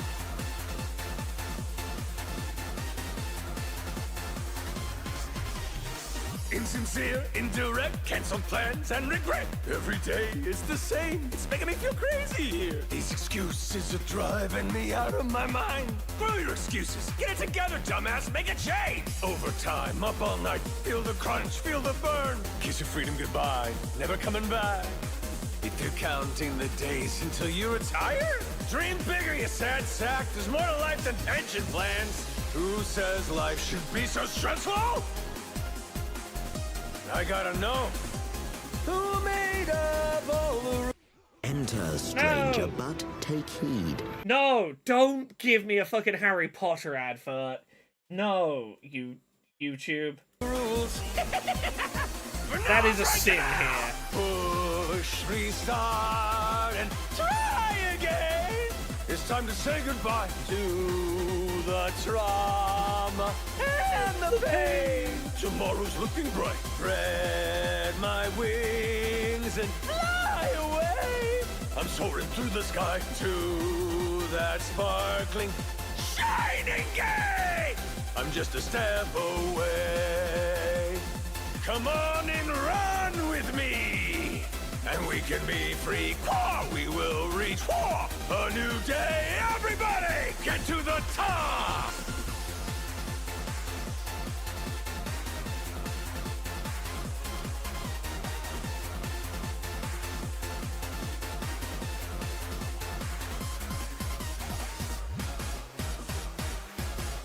Summon a big crowd of enemies again. Let's summon in the ghost sharks to help.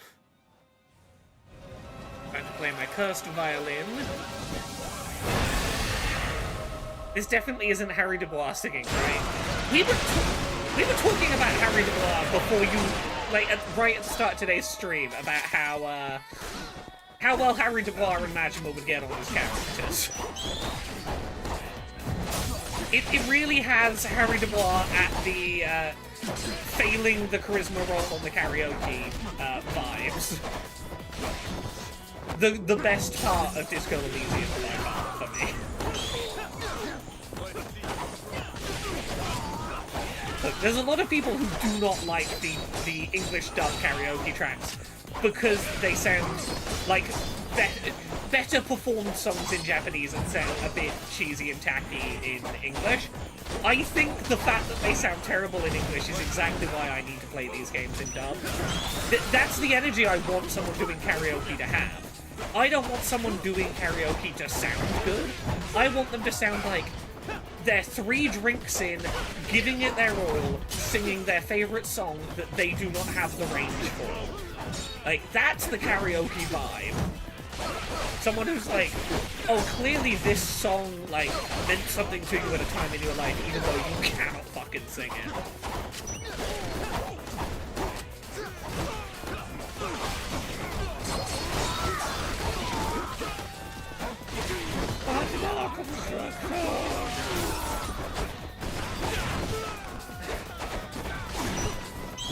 Also, yeah, I think a big part of it is, it's not that the Japanese version is better sung, it's that a lot of English speakers cannot tell that the Japanese version is badly sung because they don't speak Japanese. Like, so often people will talk about the dub is better, it's like, is the dub better, or do you just not recognize the things that are bad in the dub because you don't speak the language?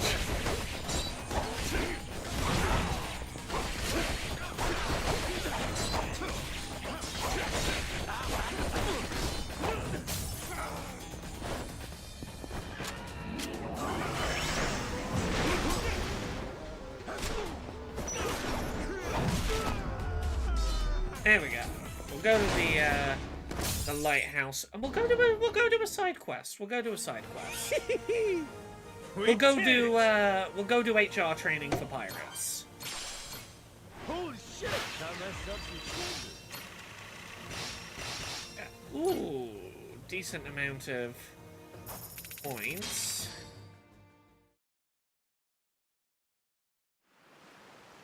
Exactly. If you are not, like, constantly... If you don't start singing a karaoke song and realize, like, a third of the way in, oh, fuck, I shouldn't have picked this song, you haven't picked the right karaoke track.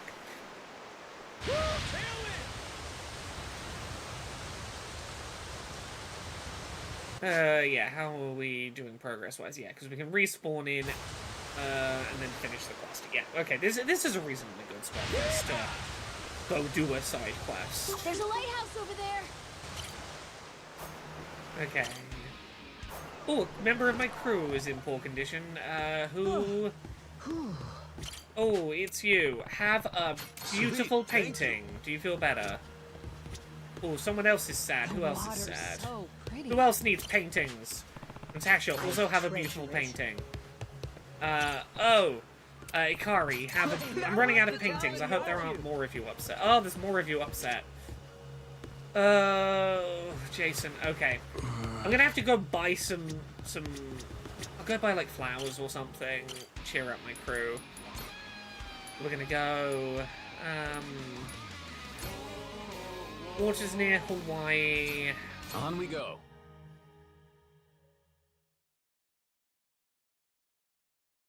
I hope the HR training doesn't address the ab window the protagonist is displaying for the world.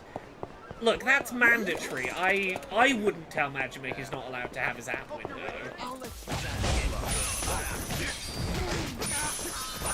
Gotta remember where I can buy. In a world, don't think too hard about the fact that Kiryu is helping out on my boat. Narratively, it makes no sense that he is here, but also he's gonna be.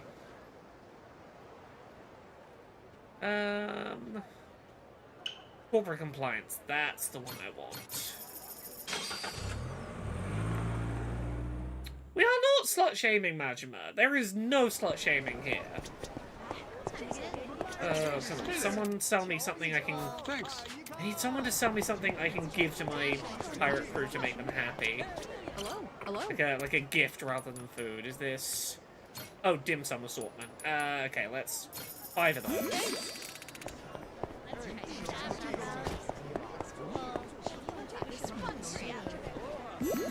So remember to say hello to everyone. Here we go. Huh? Oh, we're not taking orders from you anymore, Captain. Yeah, we're jumping ship. Oh, not you guys too. What are you all so mad about? It's your outdated workplace practices. We're gonna go find a ship that enforces proper compliance and values a work-life balance. Yeah, drinking parties, more like unpaid overtime. The situation's untenable. You're right, Nathalie, we are slut celebrating. Oh, what am I gonna do now? I need another drink. Okay, let's find out why his pirate crew was so upset. We gotta find out in case our pirate crew gets upset at us. We gotta know what to do. Sup, you're looking down. Something happened? I heard those guys yelling at you earlier. Just wondering what the deal is. Something about them jumping ship? Oh, you heard all that? Yeah, my whole crew just up and quit. Pathetic, huh? Oh, what happened to me? I thought I had it all figured out. Sailing a pirate ship, fighting, living it up like the kings in Atlantis. What I'm saying all this to you for, it's not like you'd get it. So you're a pirate, eh? Well, I happen to be of the swashbuckling kind myself. Captain of the Goro Pirates, in fact. We've been having a hell of a time in Atlantis. Oh, are you serious? Never thought I'd meet another pirate. Captain Majima, I'm Brian. Have a seat. I'll get you a drink.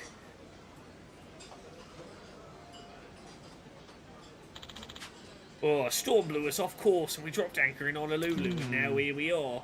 I thought I'd get to at least drink myself stupid here every day with my crew, but then they all bailed.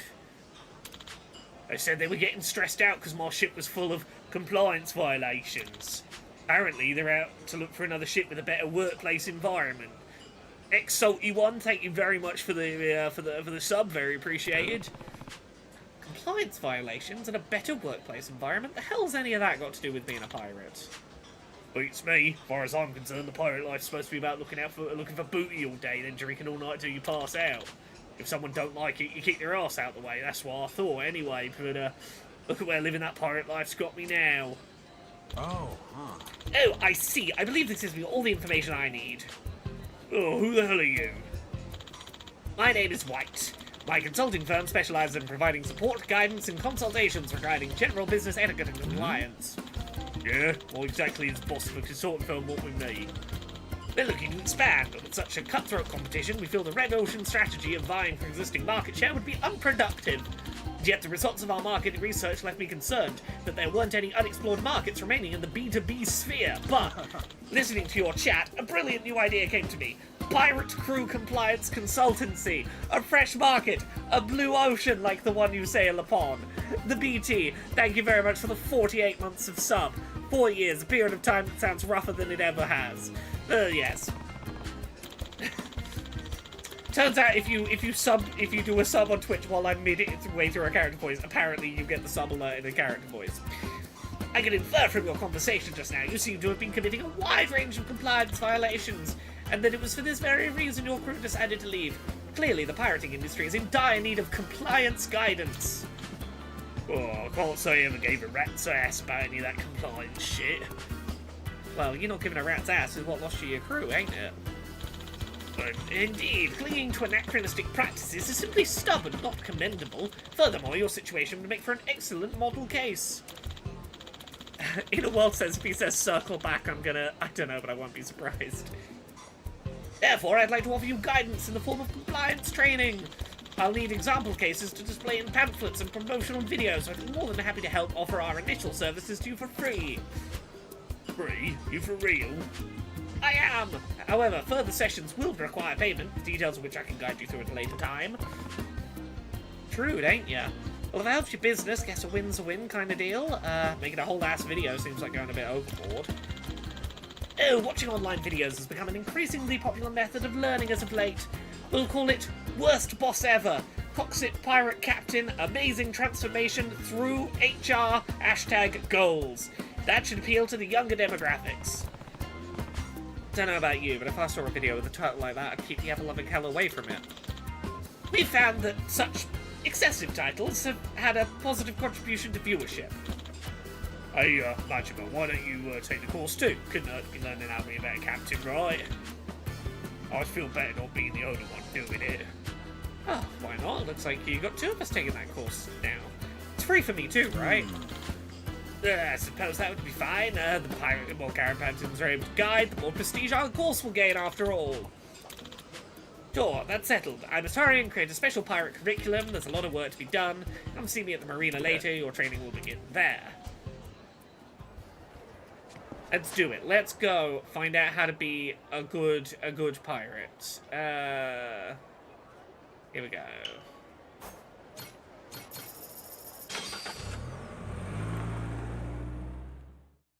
Who's ready for compliance?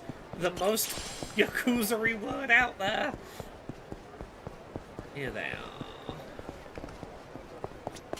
are. Yeah, let's do it. Compliance. Comply me. Oh, huh. It's good to see you again, Captain Majima. Now that you and Captain Ryan are here, let's get your compliance training started right away. This will be a fairly lengthy course, however. You ready to begin? Yeah. Yes, I'm ready for a lengthy side quest. Oh, I can't help but feeling like I'm starting from less than nothing here. Not really sure I'll be able to learn a thing. Don't go giving up before you even begin. You know, you got nowhere to go but up. Well, let's begin. If possible, I'd like to conduct the course on a pirate ship. Would one of you be willing to lend your own? Well, mine's getting repaired. Can you use yours, Majima? Yeah. But thank you for your amenability. I'll have some staff participating as well, so I need to notify them. Terra, thank you very much for the 19 months of sub. Oops, I accidentally subscribed during this quest. Yes, you did. Welcome, corporate compliance. Right, let's go. Your corporate compliance.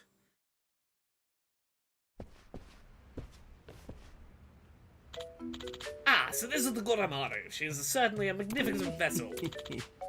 And here is the corporate stooges dressed up like pirates. These are some members of my company's staff that'll be supporting me in today's training. They're quite capable fighters as well, so they'll be perfect for recreating your particular work environment. Good to meet you. Good to meet you. Right, let's begin with a simple orientation. Take a seat.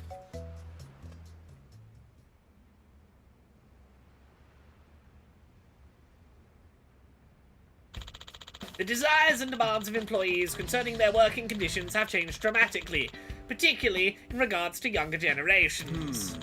If such a worker begins to have reservations, they will be more than happy to leave in search of a new workplace. Yeah, I experienced that firsthand. Why exactly do you think that happened? I don't know. Must have fallen out of love with the sea. That very well may be the case in some situations, but not this one.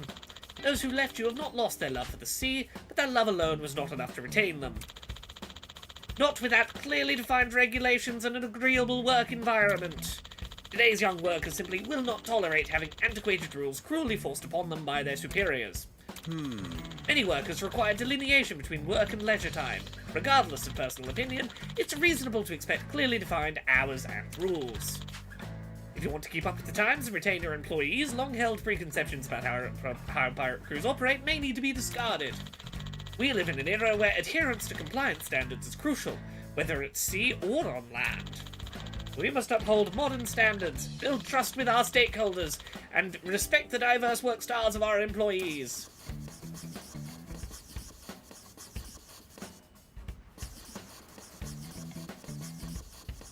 That other pirate just looks so sad and confused.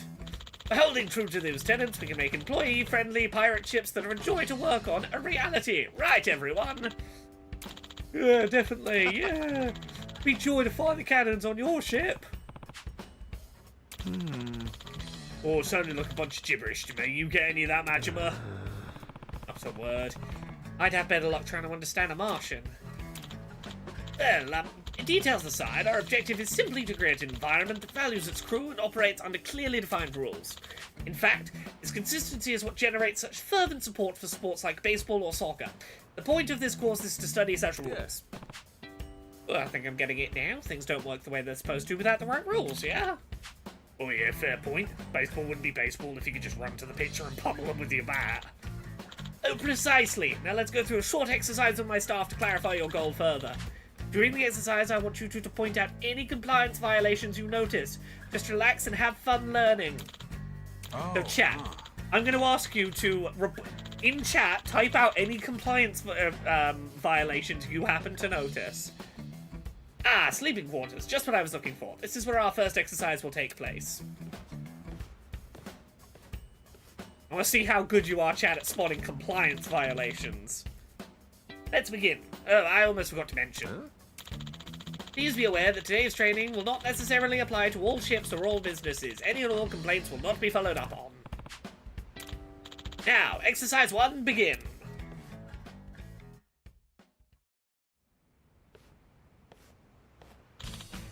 Morning, lads. Morning, Captain. Sleep well last night. Get some grub in you and look sharp. Yes, Captain. Right, everyone to their posts. On the double. Yes, Captain. Did anyone spot the compliance violation?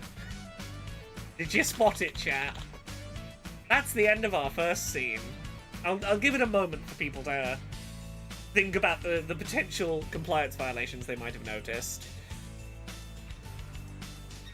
Inner World says insufficient sleep-based space.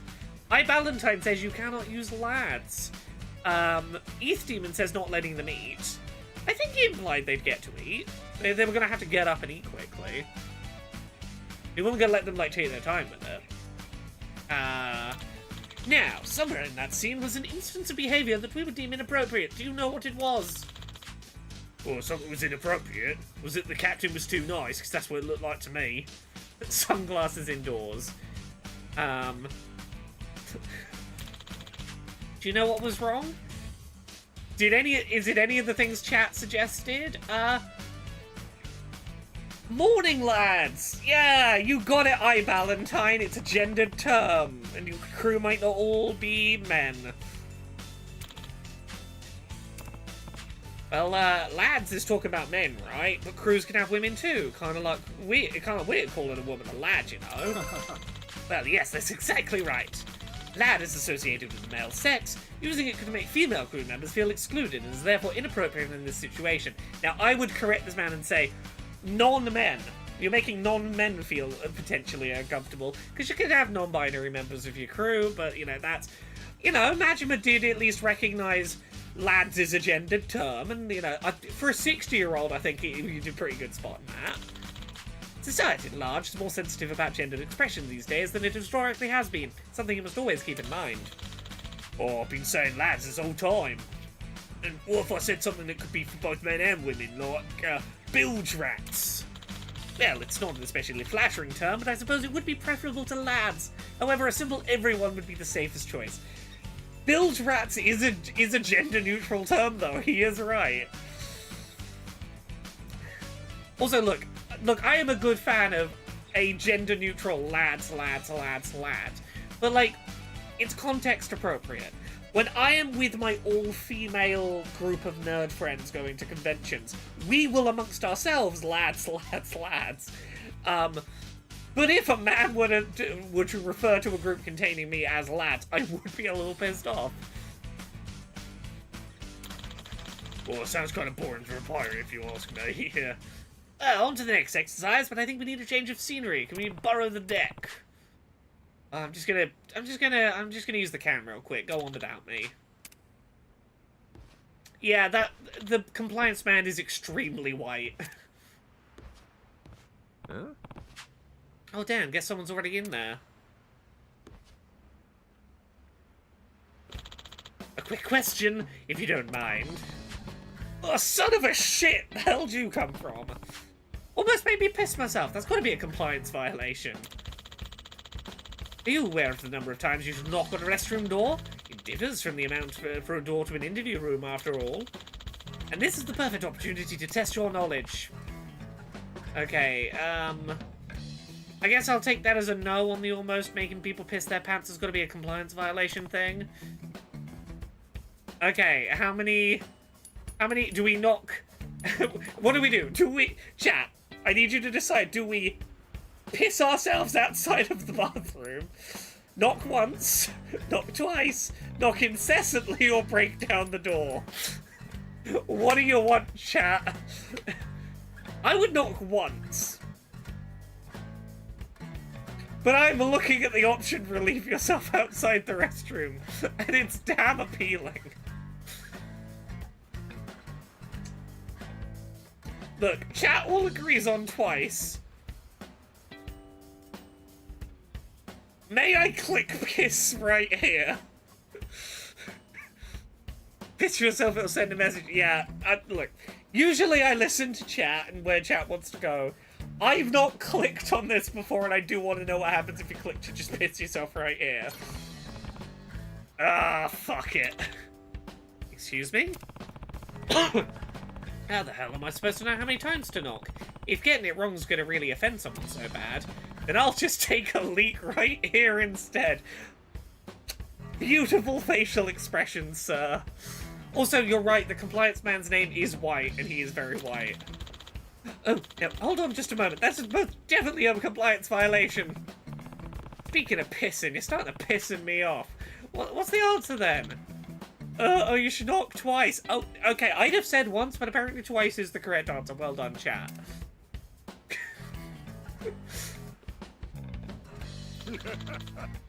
Sorry for the hold up. Oh, it took a while to get that one out. Okay. Right, what's the next stage of pirate compliance?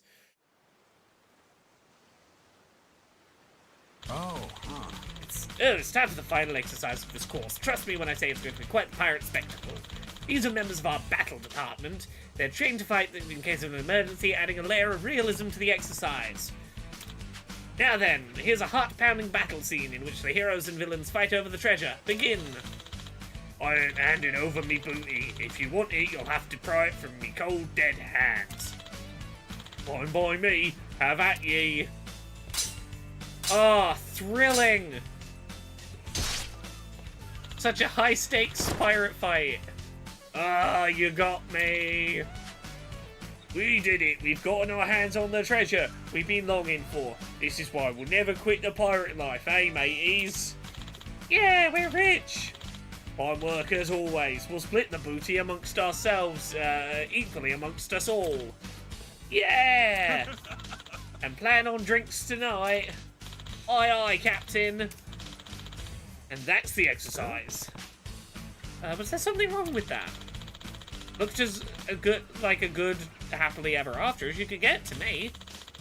From a compliance perspective, I can assure you it was certainly not. Now, what conduct in that exercise would you consider inappropriate? Chat, what was bad workplace conduct? Did any of you spot the bad workplace conduct? Inner World suggests non-alcoholic drinks for those who abstain. I Valentine says Captain gets 2 shares, Doc and Quartermaster get 1.5 shares. Murder? Look, murder's, like, not a compliance violation against our crew. Our crew were all treated very well. The drinks after, let's see, what are our options? Killing the enemy pirate, that was one of chat's options. Splitting the booty equally, that was one of chat's options. Plans on drinks later. What was most suggested? Okay, chat seemed to think drinks was probably the answer. No, wait, it's not the thing about saying they're gonna drink tonight. What if not everyone in the crew drinks? What if there are minors? Don't want to make them feel like they gotta drink, right? Honestly, again, pretty good woke Majima. He's 60, despite not looking it. And he knows, like, hey, maybe pressuring people, like, the idea of compulsory work drinks is maybe not great. Oh, what's the point of treasure hunting if we can't splice the main brace now and then? The fact that you're now taking other people's feelings into account shows how much you've grown, Captain Majima. You were on the right track, but I'm afraid that was not the correct answer. Oh, come on the right track means I was basically right. Oh, quit talking out your ass. Mentioning plans to drink implies it is likely to occur, but not that attendance is mandatory, nor that alcoholic beverages are the only ones available. Furthermore, as their long-held goal has been accomplished, it's reasonable to assume the captain simply wishes to celebrate everyone's hard work. The statement is merely meant to invoke incitement for the occasion, and is not problematic. Now, the correct answer is when the captain said they'd be splitting up the treasure equally. In simple terms, to split the proceeds of the treasure equally would first require clarifying the amount of capital available to be distributed. But capital, like Honolulu? As I'm sure you're aware, obtaining treasure is the benefit of a financial performance. Ideally, 90% or less of the monetary value covers labour and expenses. After calculating this point, we determine an evaluation coefficient, then assign a grade to each worker as stipulated by company expectations. Okay, we get it. Enough of the business talk. You even put Brian to sleep. Basically, you're saying that treating everyone equal isn't equal? Precisely. Workers deserve to be compensated based on their individual contributions. Save us the corporate jargon. Also, yeah, fuck this corporate guy's idea of this pirate ship is a workers' co-op. Oh, I guess all the compliance gone and starved me. What we say we go back to Honolulu and grab a bite? Yeah, I want to make this compliance man walk the plank just a smidge.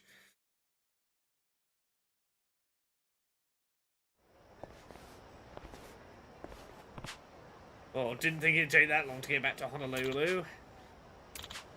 Once again, I'd like to thank you two for taking part in today's training. We got a lot of excellent footage to use in our video. If you may have struggled with the exercises, you should think of today as valuable experience for future study. Here's a participation award. Please accept it. Or if nothing else, I learned a bunch of shit I never thought about before. Most of it went right over my head, though. The younger generations have particularly high compliance awareness and consider unacceptable many of the practices once thought to be fine. It's for that reason that us etiquette and compliance instructors have a duty to support... Oh, what's that? What's that? Etiquette compliance? What's that? Well, if it ain't that dipshit who turned our young crew against us. What? And what seems to be the problem, gentlemen?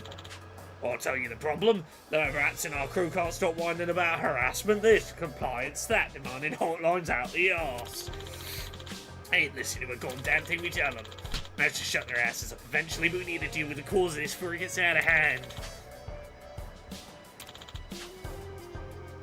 What's that? They want to beat him up because he came up with these compliance ideas. What's that? Okay. Battle department, this is what you've trained for. Get the situation under Nope, they're leaving. Nah, I've already finished my shift for the day. Our contract says if I do overtime, it's only supposed to be desk work, so this will be a breach of compliance. What? Okay, we'll save you, sir.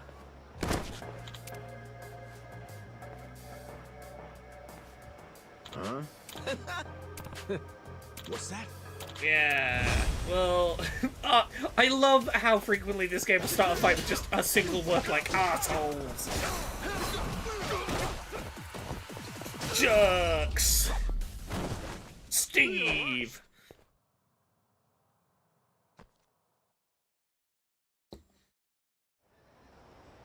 There we go. Okay. Oh, thank you.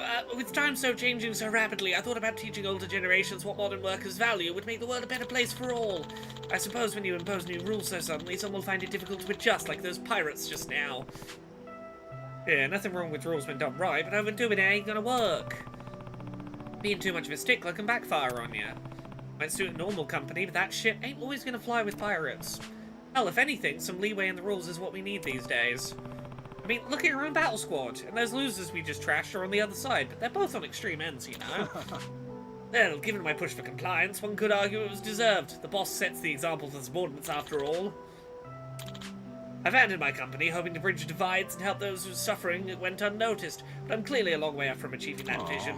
Your point, Mr. Majima, I was so single-mindedly focused on adhering to compliance, I utterly neglected to consider pirate culture. There isn't always a single correct answer for every situation. Unfortunately, I evidently had to learn this the hard way. Oh, I had to learn the hard way too. Thought my crew were just a bunch of lazy good-for-nothings, but now I get they had their reasons for quitting. Looking back on it, I could have done a lot of things better. Yeah, us geezers shouldn't be imposing our old ways on the kids. Still ain't gonna put up with bullshit from my crew, but I'll do it fair and compliant. Rules and freedom, gonna live right side by side on my ship. Oh, what a beautiful ship that would be. Excuse me, would you be kind enough to take me on as a member of your crew? Yeah, this is how all the side quests end. A person who should not be on a pirate crew agrees to come join our pirate crew. Now we have a compliance man on our crew, and also Brian. Is Brian joining us? To come aboard. Yeah, Brian is joining us too. So there you go. This is the structure of this game, is you go do like a 20-minute side quest like this, and two new weirdos come join the crew. So we now have an onboard HR compliance officer.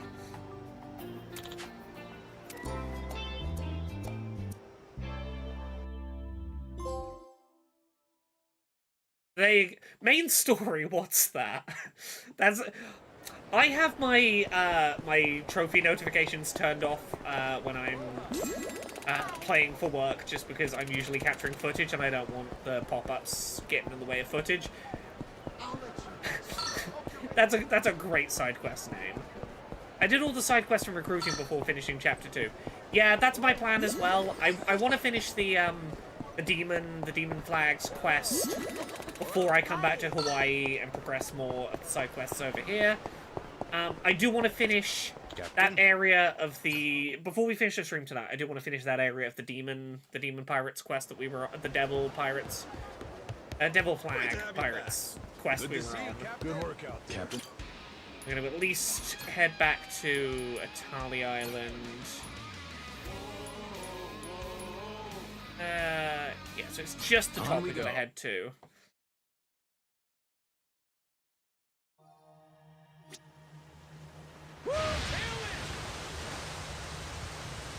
Which reminds me, we have at least one more karaoke song to listen to while we're sailing. Which I think is Majima Construction. Allow me to briefly bring us back to Majima's sing-along Majima as we sail. Construction Anthem!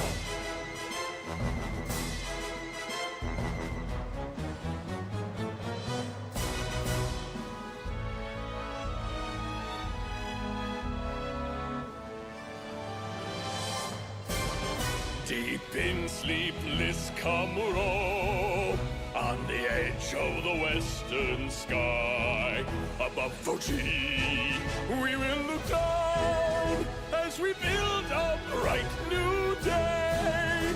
It's a school where the youth all gather to learn all of life's mysteries. Smiles, we got 'em out the ass. Majima Construction. Majima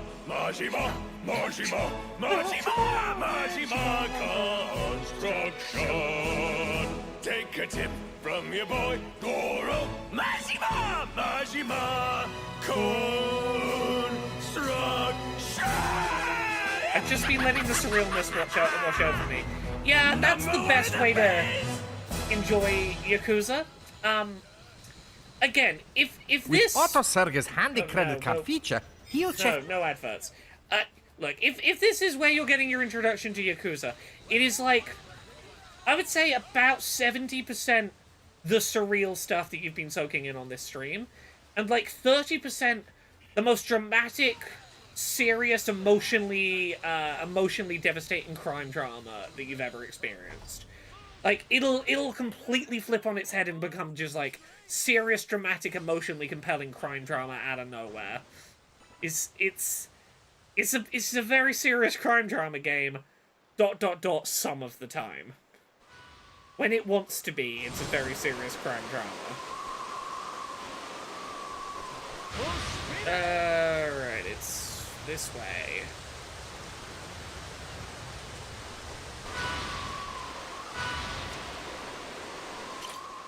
Okay, we gotta defeat the officers here. When it's a serious crime drama, it's the most serious crime drama. Yes, and minigames. The last one in this series, Infinite Wealth, had a 20-hour Animal Crossing side quest. And if you completed the side quest, you unlocked an orbital space laser. It was pretty good. Okay, right, so we're trying to find those, the pirates that stole her dad and mum's, gem, still.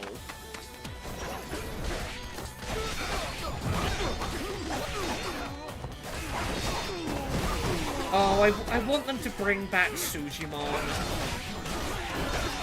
I need them to do more Sujimon so that I can do an updated version of the Sujimon rat in the vein of Brian David Gilbert's complete Poke Rat that is all of the gens of Sujimon.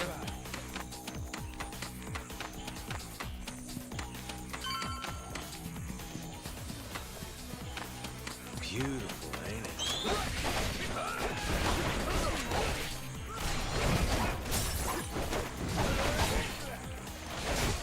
It's a weird reward for an Animal Crossing minigame. I mean, a little bit.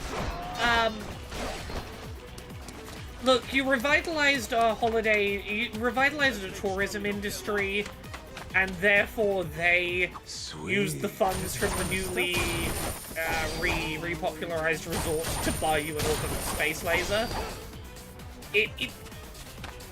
I was gonna say it made sense at the time. It didn't make sense at the time, but it was the least weird thing happening at the time, and therefore it felt very reasonable.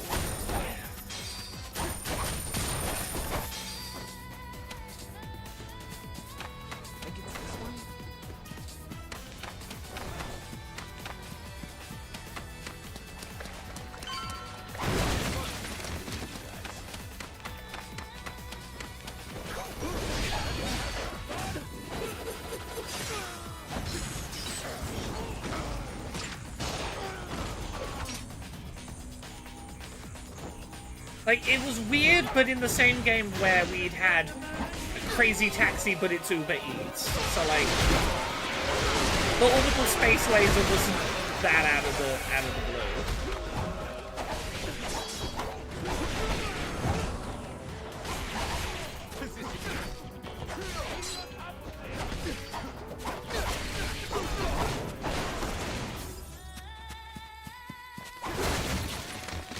Oh, I hope Sujimon will be back in 9. I want to believe it will be.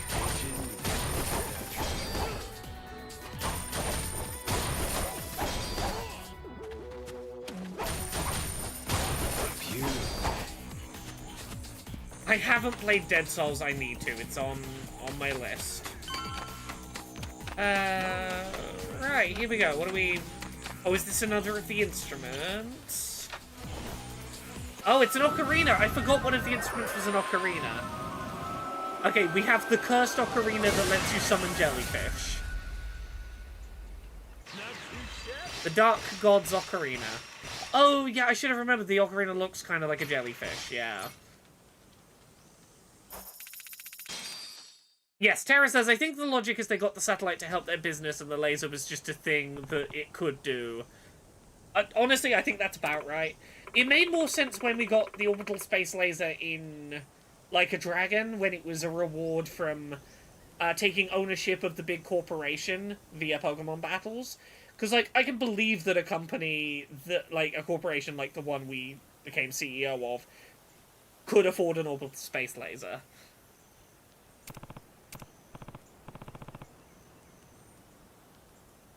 Ooh, Yakuza 3 Kiwami remake in 2027 is the remake. Interesting.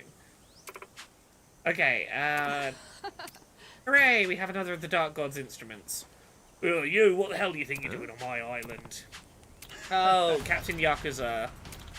Okay. We're gonna kick his ass.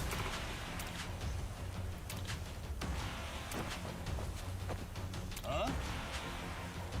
Oh, 2026, Yakuza 9 is likely 2027. Okay.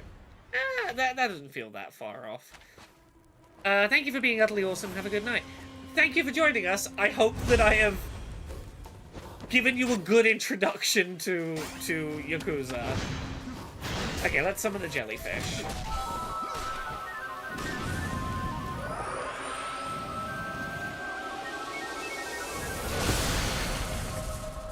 Curse of the electrifying jellyfish.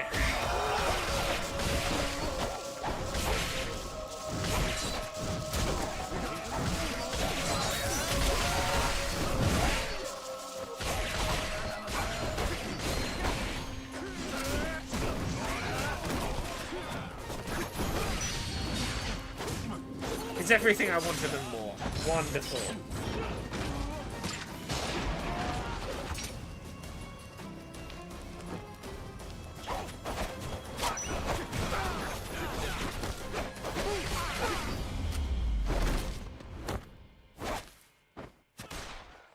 Got Majima's construction stuck in my head now. Majima, Majima, Majima, Majima! Majima construction. I have never been stung by a jellyfish, no. Okay, tell your boss to give us the Pharaoh Stone, or I'll cut you out open right now. Why should we trust you? Oh, because I'm Yakuza, lady. Our word is our bond, and, you know, I never felt right about this shit. Look, I don't know all the details, but the Pharaoh Stone's a pretty big deal to you, ain't it? We came in and pinched it, because it was pretty invaluable. I might have chosen the life of a pirate, but I can still respect there's things in the world more important than money, like memories and shit. So let me atone by getting that roll back for you. My way of saying sorry for everything Zeus did. Yeah, we're gonna do it anyway. We'll meet up at Hans Island. It's not far from here. I'll bring the Pharaoh Stone with me. Okay. Let's see if he can be trusted.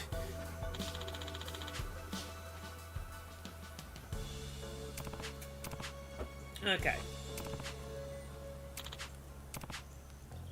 Yeah, and if he doesn't keep his word, we'll kick his ass again, yeah. So, we've spent most of today's stream on this side quest, and there's still 3 more pirate captains of the devil flags to go after this. As you can see, there's a big long side quest. What I might do is do some of the devil flags, like, in the open world off stream. Just to, like, collect the flags and do the story bits of it, as the on-stream bits. And we can probably do the big pirate quest this week. I keep underestimating how potentially lengthy a quest this is.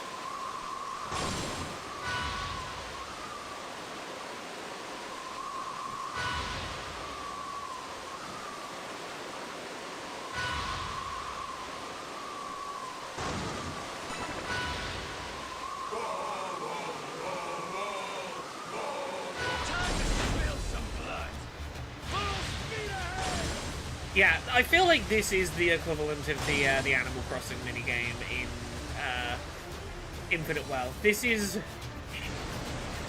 like, there is the Colosseum stuff to do as well, but it feels like this is, like, the bit of the game where it's like, okay, we know we sold you on this being a pirate game. We should probably give you some being a pirate to do. And you know what? I think it's reasonable. I think it's... It doesn't need to be done all in one go, but I like doing it all in one go, and it's a good amount of, we sold you this as a pirate game, here you go, here's a pirate game. Looks like we got away.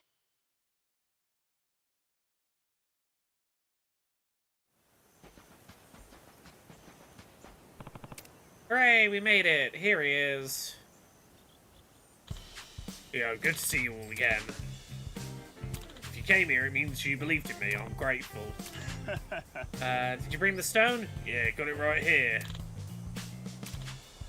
Had a hell of a time convincing Captain Zeus, but I pulled it off. It's the right thing to do. Oh, he's lying. It's a fake.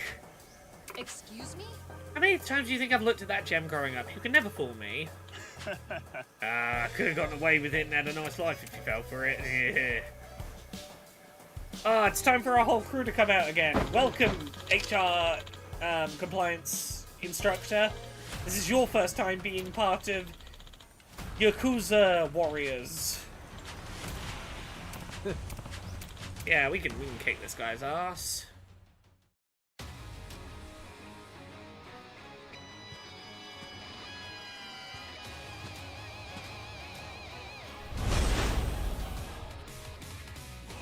Go, crew.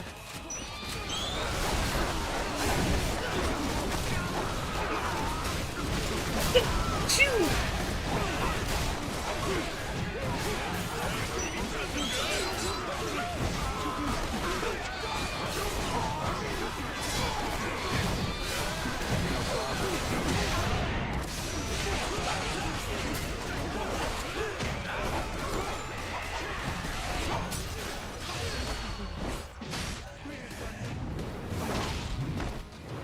The rarely seen breakdancing attack.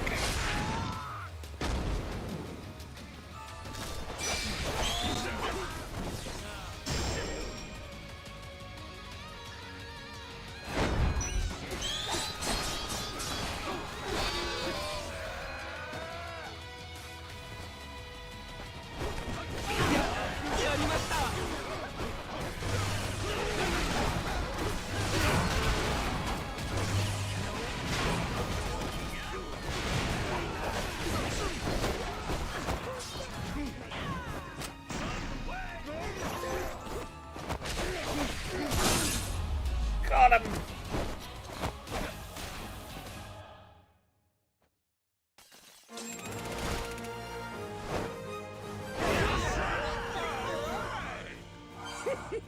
How you go, squad?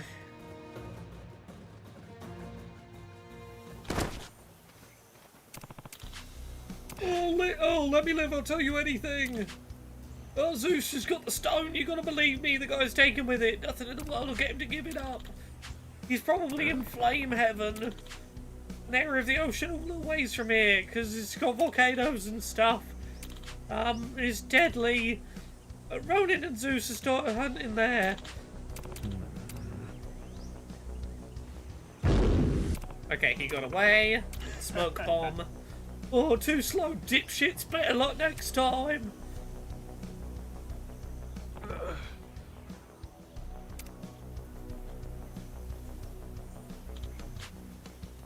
Oh, I always thought that was it for me. Oh, hey, it's Captain Shinobi. Oh. Captain Yakuza, might I have a word? Was that a gunshot just now? Well, Captain Shinobi apparently just murdered Captain Yakuza. Okay, we're gonna go to Flame Island and see cool volcanoes and stuff. Yeah. Right? Why did he shoot his co-captain villain? Who we'll have to find out. There's intrigue building now. Who are we? Who are we? The Goro Pirates! Yeah, we are. We're the Goro Pirates.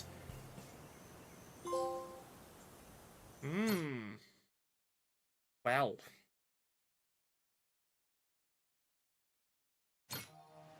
The way to Flame Heaven is now open. Well, I'm gonna very quickly go sail to somewhere so I can remind myself of what I'm doing next time. Which was, from the top, we want to be... Yeah, we want to collect the stuff from here.